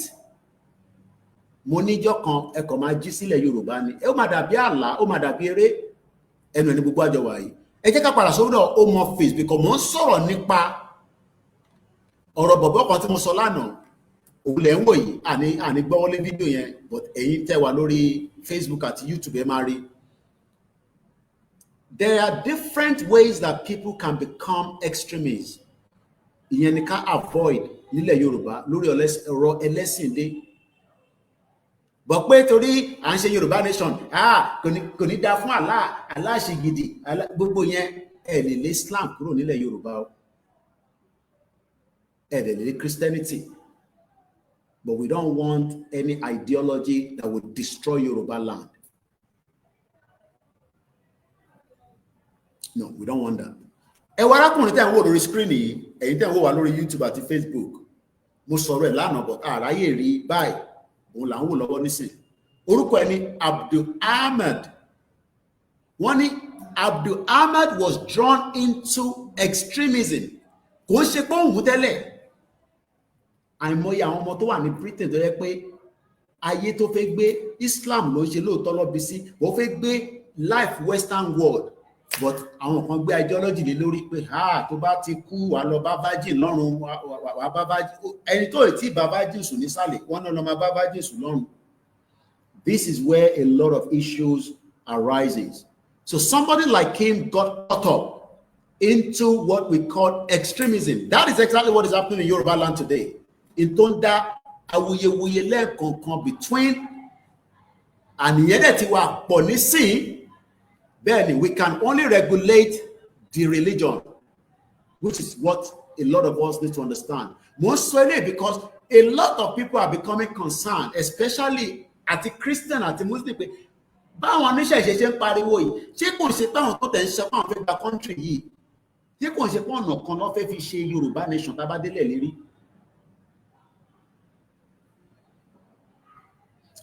Britain ni bọ̀bọ̀ yìí nísìn, ọmọ British ni.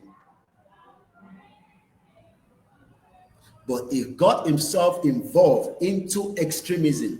Àwọn tó ṣe jàmbá bomb attack 2006 ní London, most of them wọ́n brainwash wọn ni o. Wọ́n brainwash àwọn yẹn tẹ̀ lọ train ní Pakistan, wọ́n train káàkiri, but torí pé British passport lọ ní wọ́n vet wọn bí àwọn àtàgbé Nigerian passport tó fò dání. Tó bá gbé British passport dání, wàá máa jẹ lọ.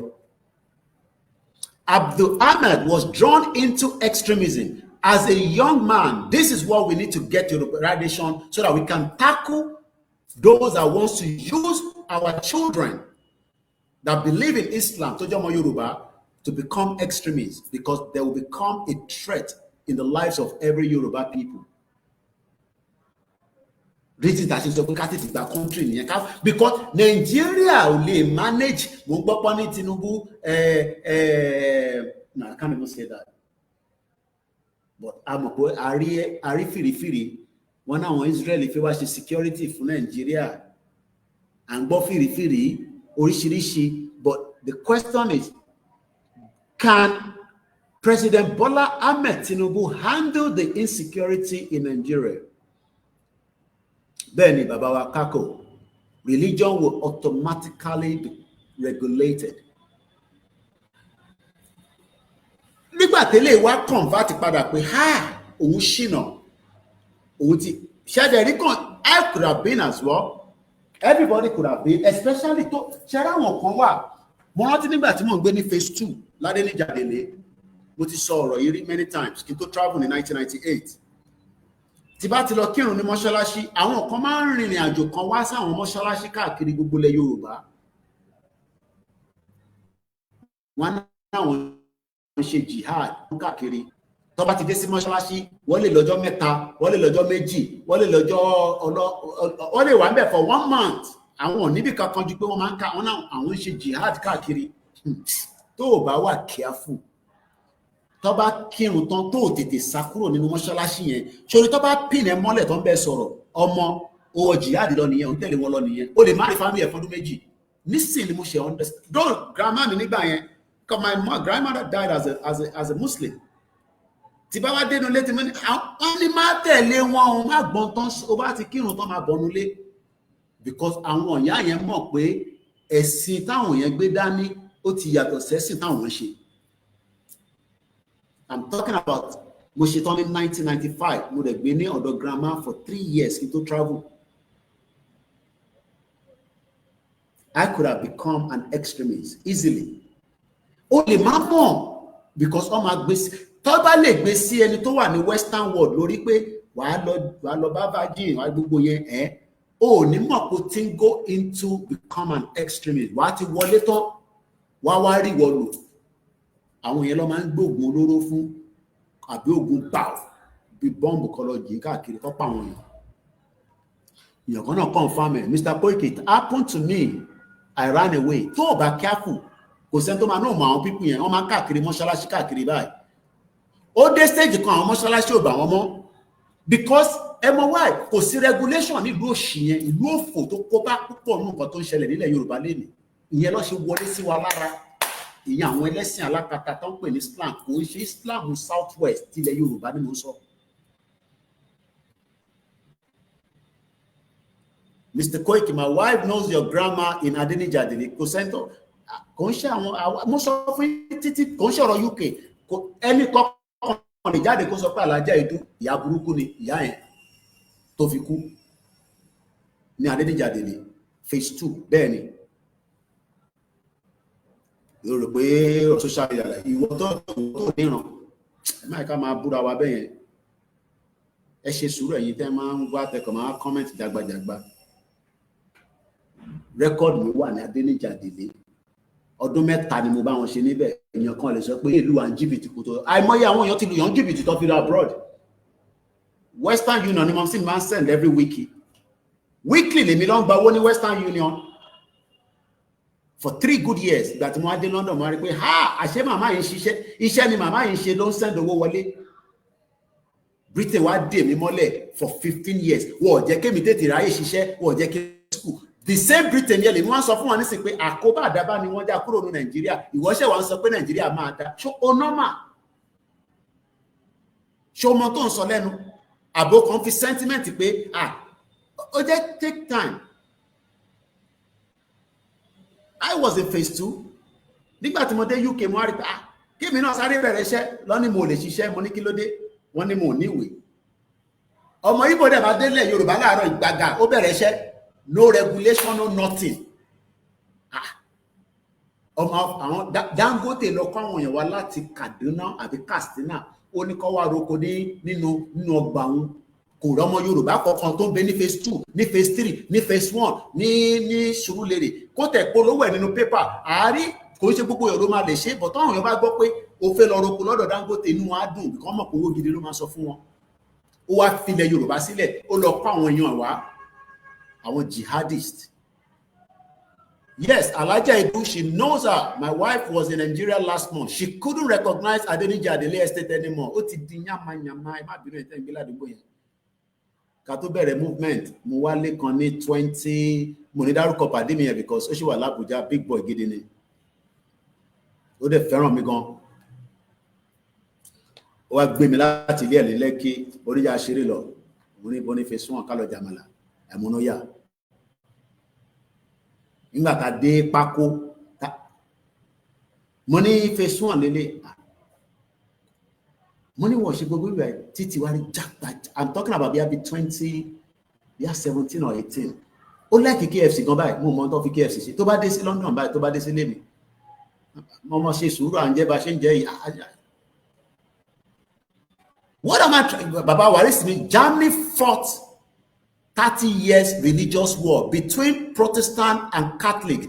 They have outgrown from religion extremist clash group. Àwa náà máa outgrown it.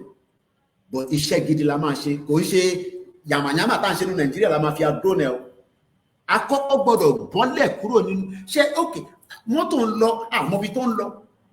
Mọ́tò Nàìjíríà ń drive àti wà nínú ẹ̀. Ibo ló ń gbé wa lọ níbo la ti máa sọ.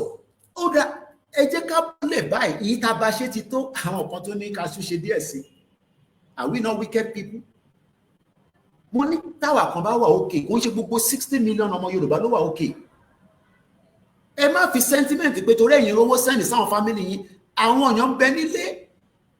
Mo ti send 5,000 naira síyàn láàárọ̀ yìí àbí lọ́wọ́ sàn yìí. Èló ni 5,000 naira? Kò tó ṣe nǹkan kò ṣe kọ́kàn wọ́ọ̀dẹ̀ ń ṣọ̀lẹ̀ nonsense and jagbajantis country. Ẹ bá ń kíyàwó ń jàre ṣọ́bá wa mú kan bọ̀ láti ilé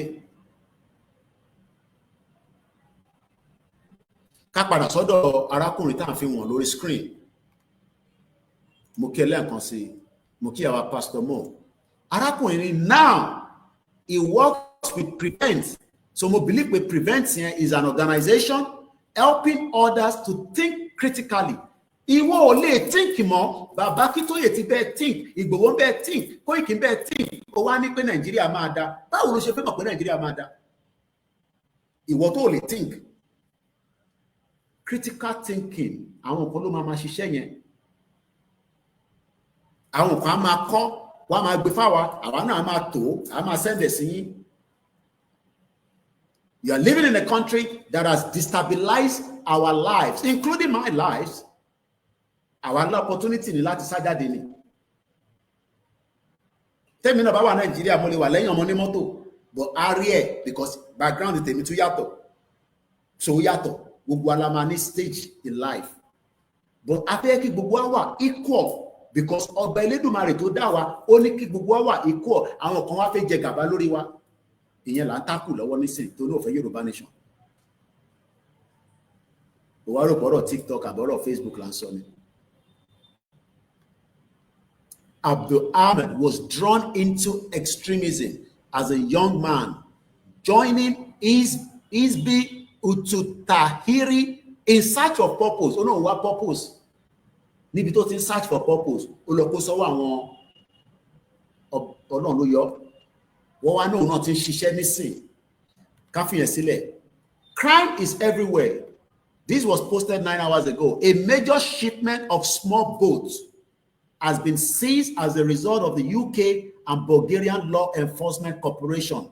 It is the second major seizure in the recent weeks. In the same country, a similar load containing 25 boats was identified and seized. How many boats ló ń wọlé Yorùbá táwọn tó wà nínú ẹ̀? Báwa tẹ̀ sọ pé kò ṣe boat. Truck mélòó ló ń wọlé Yorùbá lé ní nísìn? Truck mélòó ló ń wọlé? Kí la mọ̀ tó ń gbé sínú ẹ̀? Cocaine ni, drug ni, weapon ni, nobody knows. Wọ́n kọ̀ máa wọlé, wọ́n mọ̀ tó máa gbé lọ, wá offload, wá kó ẹ̀wà lé lórí, wá kó gàrí, wá kó màálù sísàlẹ̀, nǹkan míì á wà lábẹ́, because kò sí any good record on our borders. But a ní tá bá gba country, border yẹn máa wà, a máa prevent it from any kind of crime. Kò ń ṣe pé crime ò ní fẹ́ wọlé, crime náà ni mo ń sọ, UK ìyẹn mo ṣe wá sí home office ìyẹn la fẹ́ fi sọ̀rọ̀ lénìí. Torí ẹlòmíì máa ń rò pé tá a bá ń sọ̀rọ̀ ní bíbá à ń condemn Nigeria ni torí pé a wà labroad. No, crime kò ń ṣe, tí cocaine bá wọlé nísìn sí UK, ayé ọmọ tó máa bàjẹ́, Ọlọ́run ayẹ káwọn ọmọ tí wá wà nú ẹ̀ o. Wọ́n lè máa mú cocaine lóòótọ́, but àwọn ọmọ kéékèèké wọ́n lè nìkan try kankan yá sniff ẹ̀, tó bá sniff ẹ̀ tán àfi ká wọnú ilé alúwà ká fi gbálẹ̀. Torí ẹni tó ń gbé cocaine bọ̀ ní UK, àwọn tó fẹ́ ta fún àwọn ọmọ wa ní o. Bẹ́ẹ̀ ni àwọn Gen Z yẹn náà ní, ìyẹn lórí àwọn kan ṣe pé nílé nísìn, wọ́n ti fa Colorado, fa anything. Ìyẹn lẹ wá ní kó wá gbọ́ Yorùbá Nation. Bó ṣe máa gé orí èèyàn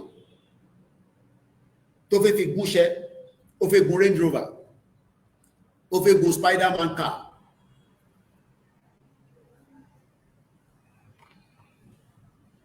Borders. This was posted on the 4th of March. When the borders are being breached by criminal gangs worldwide. Life-threatening channel crossing have occurred for years. It is time to act. Border Security Command is how we fight back. How is President Bola Tinubu fighting the borders? Ibi tó lóye ti come ní sí nìyẹn ọmọdé ìmọ̀ Ìgbòho ṣá. Èèyàn ṣòjòrò ẹnu olóyè ló náà mi lánàá, a máa gbá return game yẹn. Mo ti believe olóyè ló náà mi because èmi mo kọ́kọ́ gba one, àwa jẹ alọ́jẹ ọkà, àpadàdé olóyè wa win the next one, wọ́n win the next one, ta ló win? Gbogbo yín sọ pé olóyè ni, mo ti gbàgbọ́. When you have a loose borders, ṣorí ìwọ tó náà ń tajà, ìwọ tó ní kò kàn ẹ́, ọmọ border tó ṣí tó kọ̀ lose yẹn, anything can happen to your life. Your life is at risk. O rò pé mi ni mo wà at risk ni, pé torí mo ṣe Yorùbá. Life ìtẹ̀ gan wà at risk. Everybody life is at risk nílẹ̀ Yorùbá nísìn, àtọ́bá àti ìjòyè, because these people can kill any of our kings. Wọ́n ti pa àwọn ọba rí àti evidence àmọ̀yẹ ọba tó pa, ṣé ká máa kà? So why then are we living in denial? I don't want Yoruba Nation. This is a Yoruba Nation. This is Yoruba Nation. I don't want it. Eventually, we are all living under a risk. And that risk means that the borders lose. Orí border into this issue. Kí ni Tinubu gbọ́dọ̀ ṣe? It needs not to just sit back and kó kàn wọ́n náà káwa náà wá sọ pé torí a fẹ́ Yorùbá Nation àwa ní kó kàn wá, ó kàn gbogbo wa. Because at some point ẹni tó wà nílé ó gbọ́dọ̀ lè ní freedom of not being scared or fearful inside. Bẹ́ẹ̀ni bàbá wa ọmọọba ní Nigeria is borderless. Pé Koiki ìwọ sọ̀rọ̀ border. Ṣá ní border náà ní border. Ṣèbí wọn náà máa ń káàkiri ó sọ pé máa ń káàkiri, ṣé wọ́n rí ibi kan tí bọ́dà ń ṣiṣẹ́? Gbogbo bọ́dà pátá tó bá ń sọ pé wọ́n ń ṣiṣẹ́, iṣẹ́ wo ló ń ṣe? We open the phone line and we allow you now to engage. We have another 1 hour maximum. Well, you can't imagine it because events ahead and we need to also relax. But àgbìyànjú ẹ̀yin tí ẹ bá fẹ́ darapọ̀ wá just for another 30 minutes before we start winding the program down. Nigeria doesn't have a border, and that means we are all a threat. You don't want Yoruba nation, you are a threat. You want Yoruba nation, you are also a threat. How do we address the Nigerian border? Let us kick it from there. That is the question. Them about me down. How do we in any day 67? I tell them to look back, I tell them to ku Tatishi Yoruba Nation mega rally online and offline.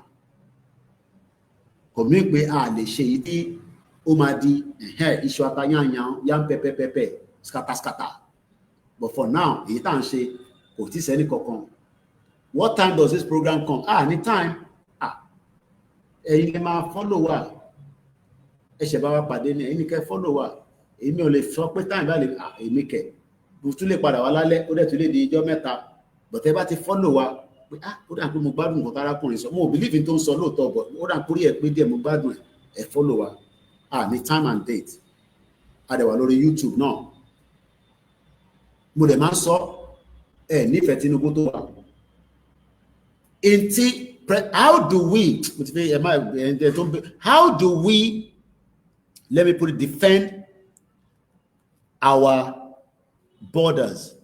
Màá ju link síta náà ká gbádùn StreamYard díẹ̀ a lè má rí lò lọ́la tabarẹ̀ tó fẹ́ wọlé ẹ lè darapọ̀ mọ́ wa náà pẹ̀lú link yẹn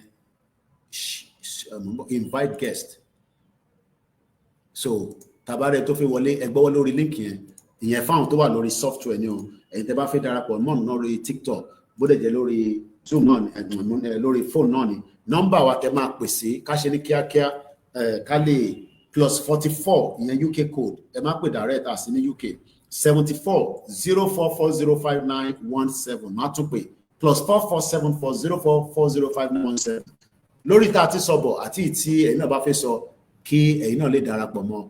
There is imminent threat on Yoruba lives because our borders is loose. Mo kí ẹ kúrọ̀lẹ́ sà ẹ kúrọ̀lẹ́ mà. How do we defend our borders? Ìbéèrè tí mò ń béèrè nìyẹn. Ta ló rántí program yẹn? Ọmọ àwọn Hausa yìí wọ́n faraya gidi ní ọdún tó ju nǹkan wá sí bíbá iná fídíò àtẹ̀mọ́ tó ń send àkókò gbọ́n tó ń sọ.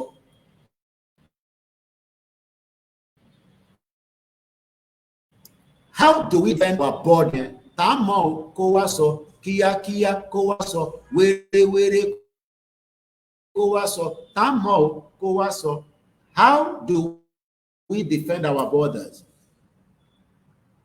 A ṣe máa defend the border wa. Àìtí kúrò ní Nàìjíríà àti pa tó fẹ́ kúrò ní Nàìjíríà.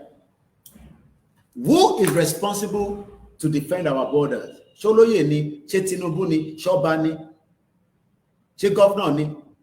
Who is in charge to protect our lives? Ní UK nísìn, mo mọ tí máa lé mú lójoojúmọ́ tí kò bá sí security ládùúgbò mi. Who? President Tinubu náà máa fún wa ní state police. Ṣé second term lẹ́nu dúró de state police kí ló ṣe? So ká dúró de second term kí border yẹn ṣì florus ẹni tó bá kú kó kú ẹni tó bá yè kó yè ẹni tó rí bá yọ. Bó bá jẹ́ Bible ló bá ń fi ń ṣàdúrà tó bá yọ ẹ́ títí di ìgbà yẹn tó bá jẹ́ Quran ni tó bá jẹ́ Ògùn ló gbé sára ni. Ṣé bó ṣe jẹ́ kó rí nìyẹn? Ẹ jẹ́ ká kọ́kọ́ gba kọ́ọ̀lù yìí. Picture ẹ̀ máa tó lóye lè lò ẹ máa sanwó fún ẹ̀kọ́ lè máa lo picture ẹ̀ máa tó lóye o ẹ já lọ sí US ẹ̀yin tẹ́ wà lórí TikTok èèyàn kan ti send the request ẹ jẹ́ ká ṣe ní ẹyọ kọ̀ọ̀kan torí mo fẹ́ kó wà ráúdì ni ẹ jẹ́ ká kọ́kọ́ lọ gbọ́ tí bàbá wa ìfẹ́ bá wa sọ ìbéèrè tí mò ń béèrè látàárọ̀ gbogbo awuyewuye ariwo tí mo ti ń pa òun ni pé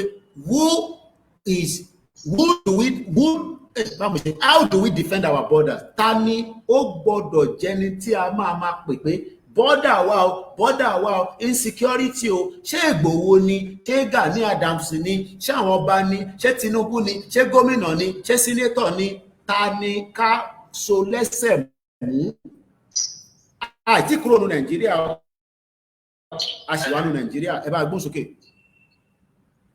Hello bàbá mi ẹ pé tó. Ọlọ́run ló tó àlàáfíà. Ẹ ṣe gan ni ọgbà àwa nìyẹn sà. àti pẹ̀lú ọgbọ ìwà ọ̀tá. Ṣé rí ìbéèrè yẹn ní òye tèmi ò ní pé ẹ tí ó bá dérú ààyè yẹn mú yóò jẹ ẹni tí ò lójú kòkòrò pé tó ní tó tí ò lẹ́ni jẹ́ ẹni tí ó máa gbà ṣe lọ́wọ́ olóṣèlú kan tó jásí pé tó bá ní kó ṣe ló máa ṣe.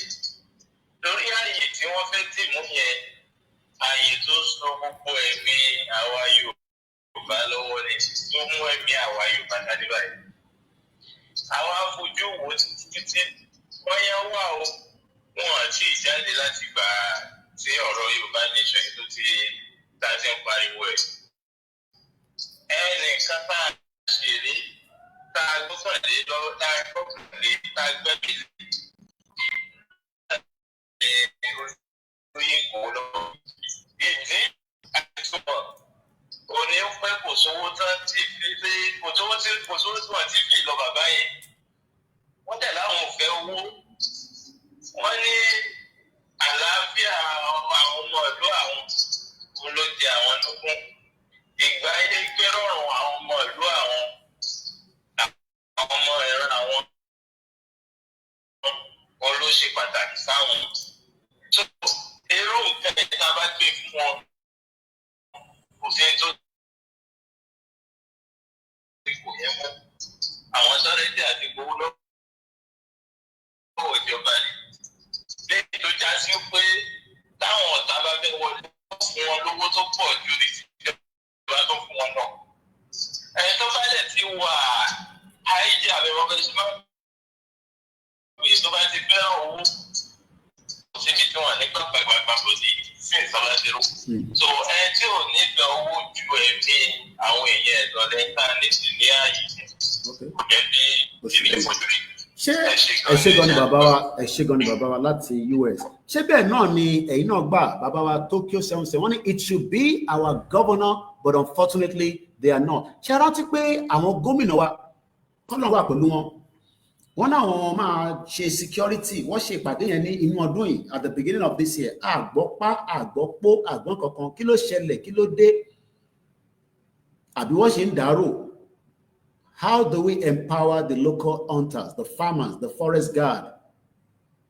Insecurity tí Ìgbòho ń béèrè fún tó fi ń káàkiri ilẹ̀ àwọn Oòduà tó fi lọ engage àwọn ọba lórí ààbò náà ni. Baba Waris ni every United States has its own jurisdictional city, town, campus, state, county, policing. Why it ìbéèrè ni how do we defend our borders? Security is a big business around the globe. Kò ń ṣe pure water is a very, very big business. And if security is compromised, what will be the next thing? Tọ́ba ti lè compromise security ìlú kan, local government ibì kan, state ibì kan. How do we think that particular part of wherever you are in the world, even those that are outside, even those that are within Africa context, +4474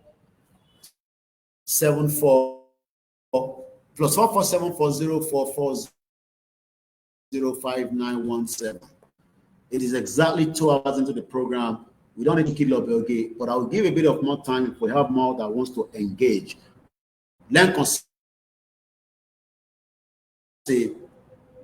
Let's touch on one of the documents, and that might just take us a little bit, maybe just another 20 minutes, but I don't want to stay too long.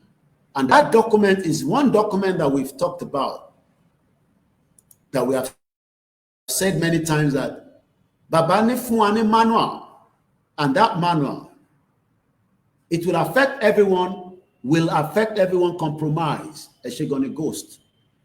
You continue on wọlé lẹ́ẹ̀kan lórí TikTok bí wọ́n tó busy ẹ má bínú tàbá program àtètè focus ká deliver ẹ wá dáǹfààní láti wọlé. If not, interface on yẹn a máa gbàgbé àbí kó ló wá sọ́nà that area. Yoruba self-determination movement, I think this is it. I hope so. I think it's it. The manual guide. In America, we have a lot of private securities, just as we have the state.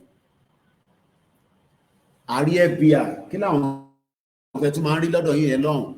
ọ̀dọ̀ tí wà nísìn tó bá ti jáde nínú London wà máa rí àwọn ọlọ́pàá míì, but they are all still connected. Kò mí pé bó ṣe ń lọ yẹn mọ́tò tó rò pé ó ti kọjá boundary London, that same car, the next police can see all the data of that vehicle. Show ní license, ṣẹ́ni tá à ń wá ni, ṣé criminal ni, àlàyé páàkì mọ́tò yẹn mo tì, kí la ti ń wẹ̀, wọ́n ti bá ní pé kò wá àwọn mọ́tò mọ́, ó tún wá mọ́tò. Let's look at this quickly. Self-determination. I think it's not this one. It's never going to be a crime. If we continue to live in denial because of our sentiment to politicians, sentiment because some of us are friends to them and we don't want to tell them the truth. Affected. It could be anybody, it could be me, it could be you, it could be our family. And that is why some of us are shouting out to say the issues on the ground needs to be looked into. Okay, this was the letter we sent to Tinubu, letter in economy fair, they can look into. Them on PDF. So we like to call she into software. Kò letter it was okay then reading the screen professor Kosi Tinubu ni kò tẹ̀ sí tó kan Tinubu kò respond kò ṣe bí ìpín òun rí. Yet our lives and the borders are let loose. But they continue to give us the impression that this country is moving forward. Momenti Tinubu àti Okonjo-Iweala tọ́jọ́ sọ, but anything says will not bring Nigeria, because Nigeria continue. Mo ń gbọ́ pé wọ́n náà Canada, I've not looked into the story. What sọ pé APC àti PDP, I don't know what has happened there, but I need to go back and look into it before I can talk on it. Because in team of IT, okay, Lanomo do anymore. Let me quickly give us that before we go.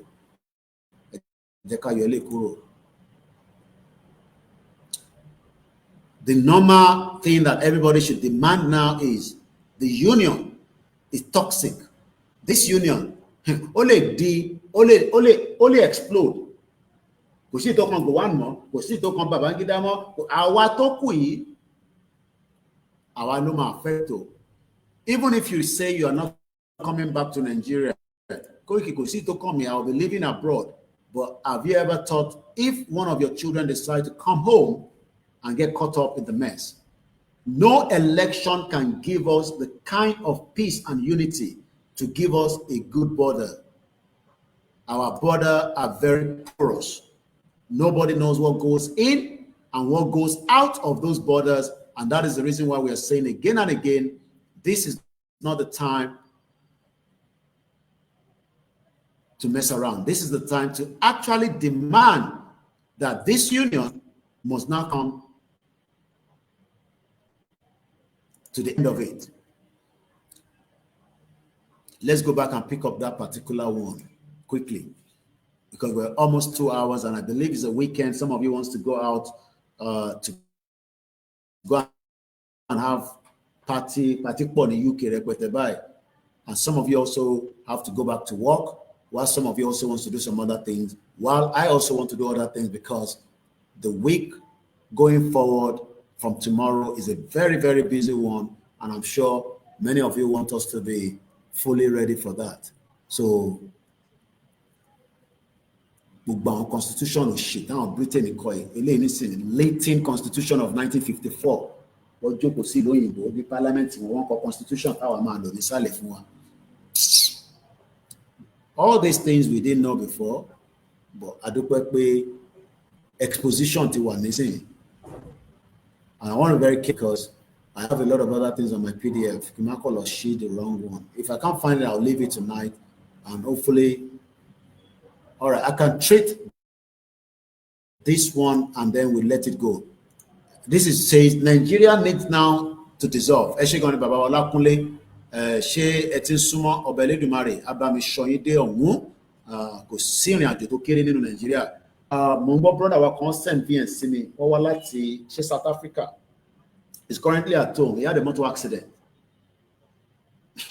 Nigeria. Títí ò dáa. But he's recruiting back, Colin Tubo from home, and he had an accident. It's taking a lot of things. All right, I think we should end it right now. All about me showing down so that I want to speak to my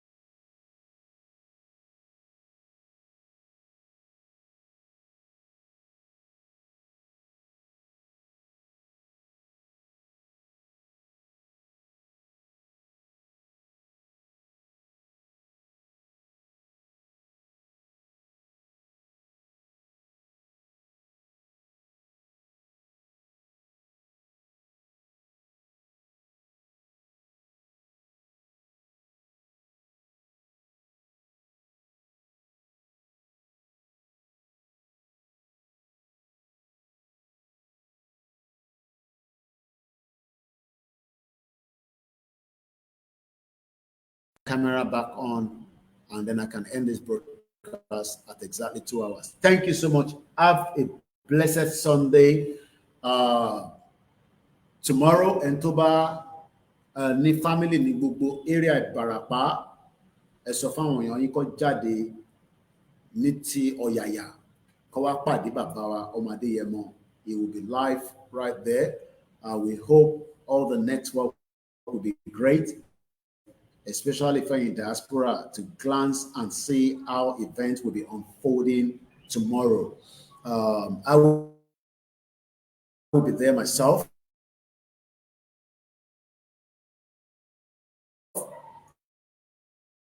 There's no reason for us to be worried. Our kings are aware that we are coming. All my teams that are traveling, since the Ekiti náà ṣì máa busy, and tó wà Londo, but àwọn tó gbéra látèkó, they are updating me. I'm looking at their location right now, and they're almost there. Ọlátúbọ̀ máa mi ṣọ́ wọn dọ̀hún. Èyí tó wà ní Ìbàràpá, gbogbo Ìbàràpá méjèèjì pátá, and I think Bishop, ẹ̀yin nígbà tá a bá fẹ́ parí program lẹ máa pè ẹ́ níbo lẹ wà látẹ̀ nǹkan. Nígbà tá a bá ti fẹ́ parí program lẹ máa sáré pè. Ọlọ́run ló ń tò ó yá ẹgbọ́n sókè. Mo fẹ́ sáré wẹ́rẹ́ short time mo fẹ́ buttress nǹkan tẹ́ fi bẹ̀rẹ̀. Now,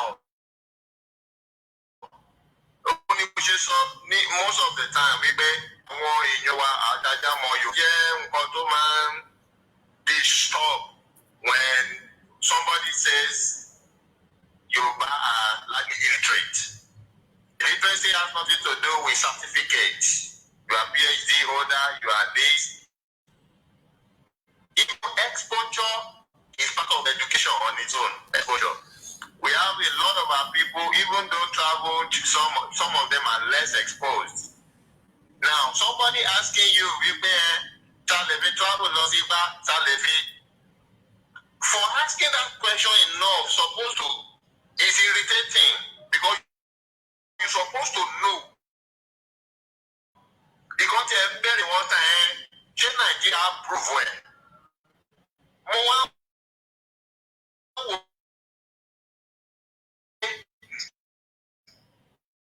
What kind of man is about? Before you should know that no, Nigeria has net and she will negotiate. Baba she collect and see one down, one reply. But you should know with international rights, we have the right to do this thing, we have the right to use it, but not for Nigeria that has not yet come to recognize of us. So, for your mental torture, our people, how do they reason? It's like this Nigeria has completely hypnotized them. Nigeria Yoruba nation that we are doing they are still in Nigeria. So what we are doing as Yoruba nation to them is just like a lip service. But they are not seeing reality, and it's shocking for them to believe in it. So they are asking some funny kind of questions. So that is a dilemma of what. But for example, now look at Amotekun. When they want to establish Amotekun, I know Baba Akintoye was one of the people that spoke with the governors and all that. Àmọ́ ogun tí Nàìjíríà gbé lórí Àmọ̀tẹ́kùn. Nígbà tí àwọn gómìnà wa go ahead wípé it is our land, we will secure our land. Àmọ́ ogun tó tún gbé wípé ókè bẹ́ẹ̀ ṣe tó ń lọ yẹn ẹ má fọ́ ní weapon, ẹ má ṣe ẹ̀jọ́ ọkọ̀ wọṣọ lásán ni. Our people have to use available laws. The right fún àwọn security company. That's the right they give Àmọ̀tẹ́kùn. And wọ́n ní wọ́n security company wọn ní láti lò bọ́ ọ̀gbọ́dọ̀ rẹ anything. Okay, the governors look at it and say, okay, can I as a prominent person apply for a gun to secure myself? One right, one yes. Then the governor said that I am applying for so number of guns now to protect me and my state. So the governors apply for the gun on their behalf and give it to them. You see, we must use available laws to do what we want to do. Our goal is to get what we want to get, not withstanding opposition. Àwọn náà tí ò béèrè lọ́wọ́ ìjọba àwọn òtí ẹ̀mọ́ pé ó fi kan legalize wọn kò legalize wọn kó tó dá àwọn security náà ti sílẹ̀. Security náà ti tún wà arrest the federal police Nàìjíríà tó bá bá ọtí lọ́wọ́ ẹ̀ because àwọn Sharia náà fi dálẹ̀. Ṣé Sharia wà ní constitution Nàìjíríà? How is our people behaving or thinking like this? It's like they are hypnotized and caged. They can't think out of the box. They are consumed with fear. Number one. Number two, I don't know. Ignorance. These are two things fighting Yoruba people, including some who call themselves elite. It is that Àmọ̀tẹ́kùn today that is recognized by United Nations. Have you heard of that? The United Nations now recognize Àmọ̀tẹ́kùn. They led Nigerian police. They led security companies and militias in all Africa. They recognize Southwest Nigeria security, Western security, Àmọ̀tẹ́kùn. United Nations recognized immediately. Baba launched our passport. A lot of people don't know what is going on. And now, before you can say, hey, Àmọ̀tẹ́kùn, you cannot arrest anybody. You don't have that right. Yes, they don't have that right. It's only Nigerian police that can arrest. But with international organization recognition, United Nations, now Àmọ̀tẹ́kùn can hold you. Nothing, Nigerian police cannot do anything. They will say, agbára látòkè wá ni. Because now Àmọ̀tẹ́kùn officials that can now attend meetings on international security funds among all security forces in Africa. Àwọn ẹ̀ṣẹ̀gọ̀ ẹ mọ̀ pé even àwọn within the African Union nísìn àwọn Mali àti Niger wọ́n sí under African Union mọ́ àwọn náà wọ́n ti dá tiwọn sílẹ̀. So gẹ́gẹ́ bí kan máa ń sọ wípé ṣó ti recognize wọn ta ló fẹ́ recognize you do. So far you are under the international law, have the right, you do what you want to do. Nobody is forcing you or imposing anything. So far you are under the law. There is law governing the world. So far the existing law, you are not out of it. You do what you want to do. No, it is slavery that makes you to have for permission to live your life all the time. And the people you are taking permission from them will never tell you the truth. People, you don't need us. They will always want you to come because they are. The Bible says a borrower is a servant to the lender. Because you go to them to borrow all the time.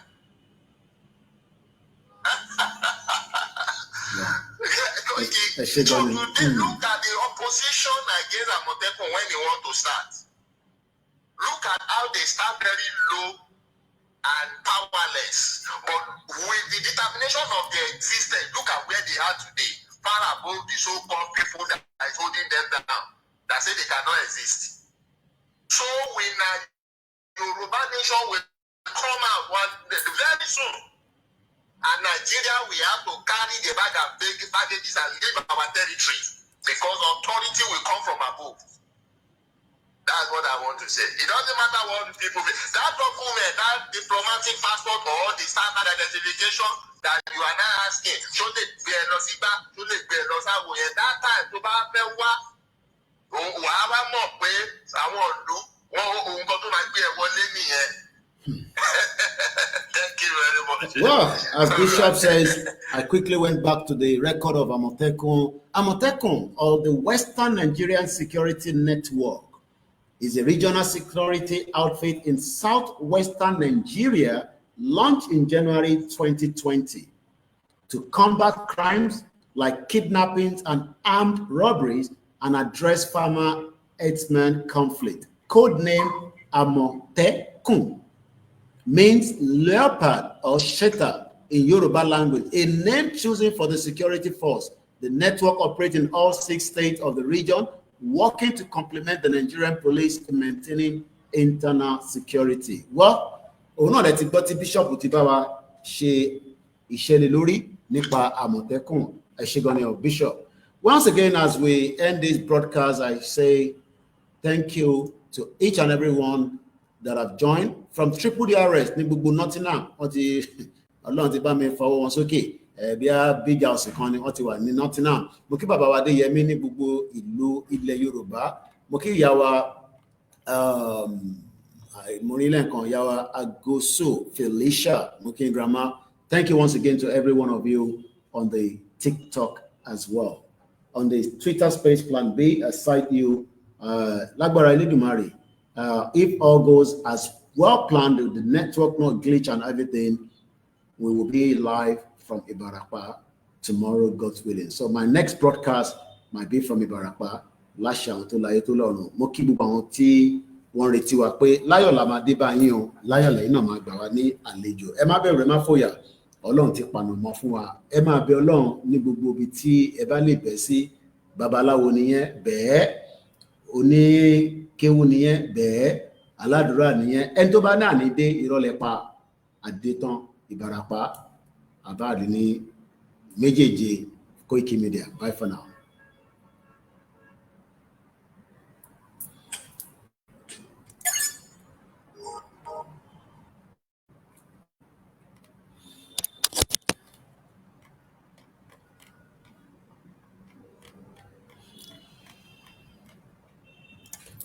Bye for now.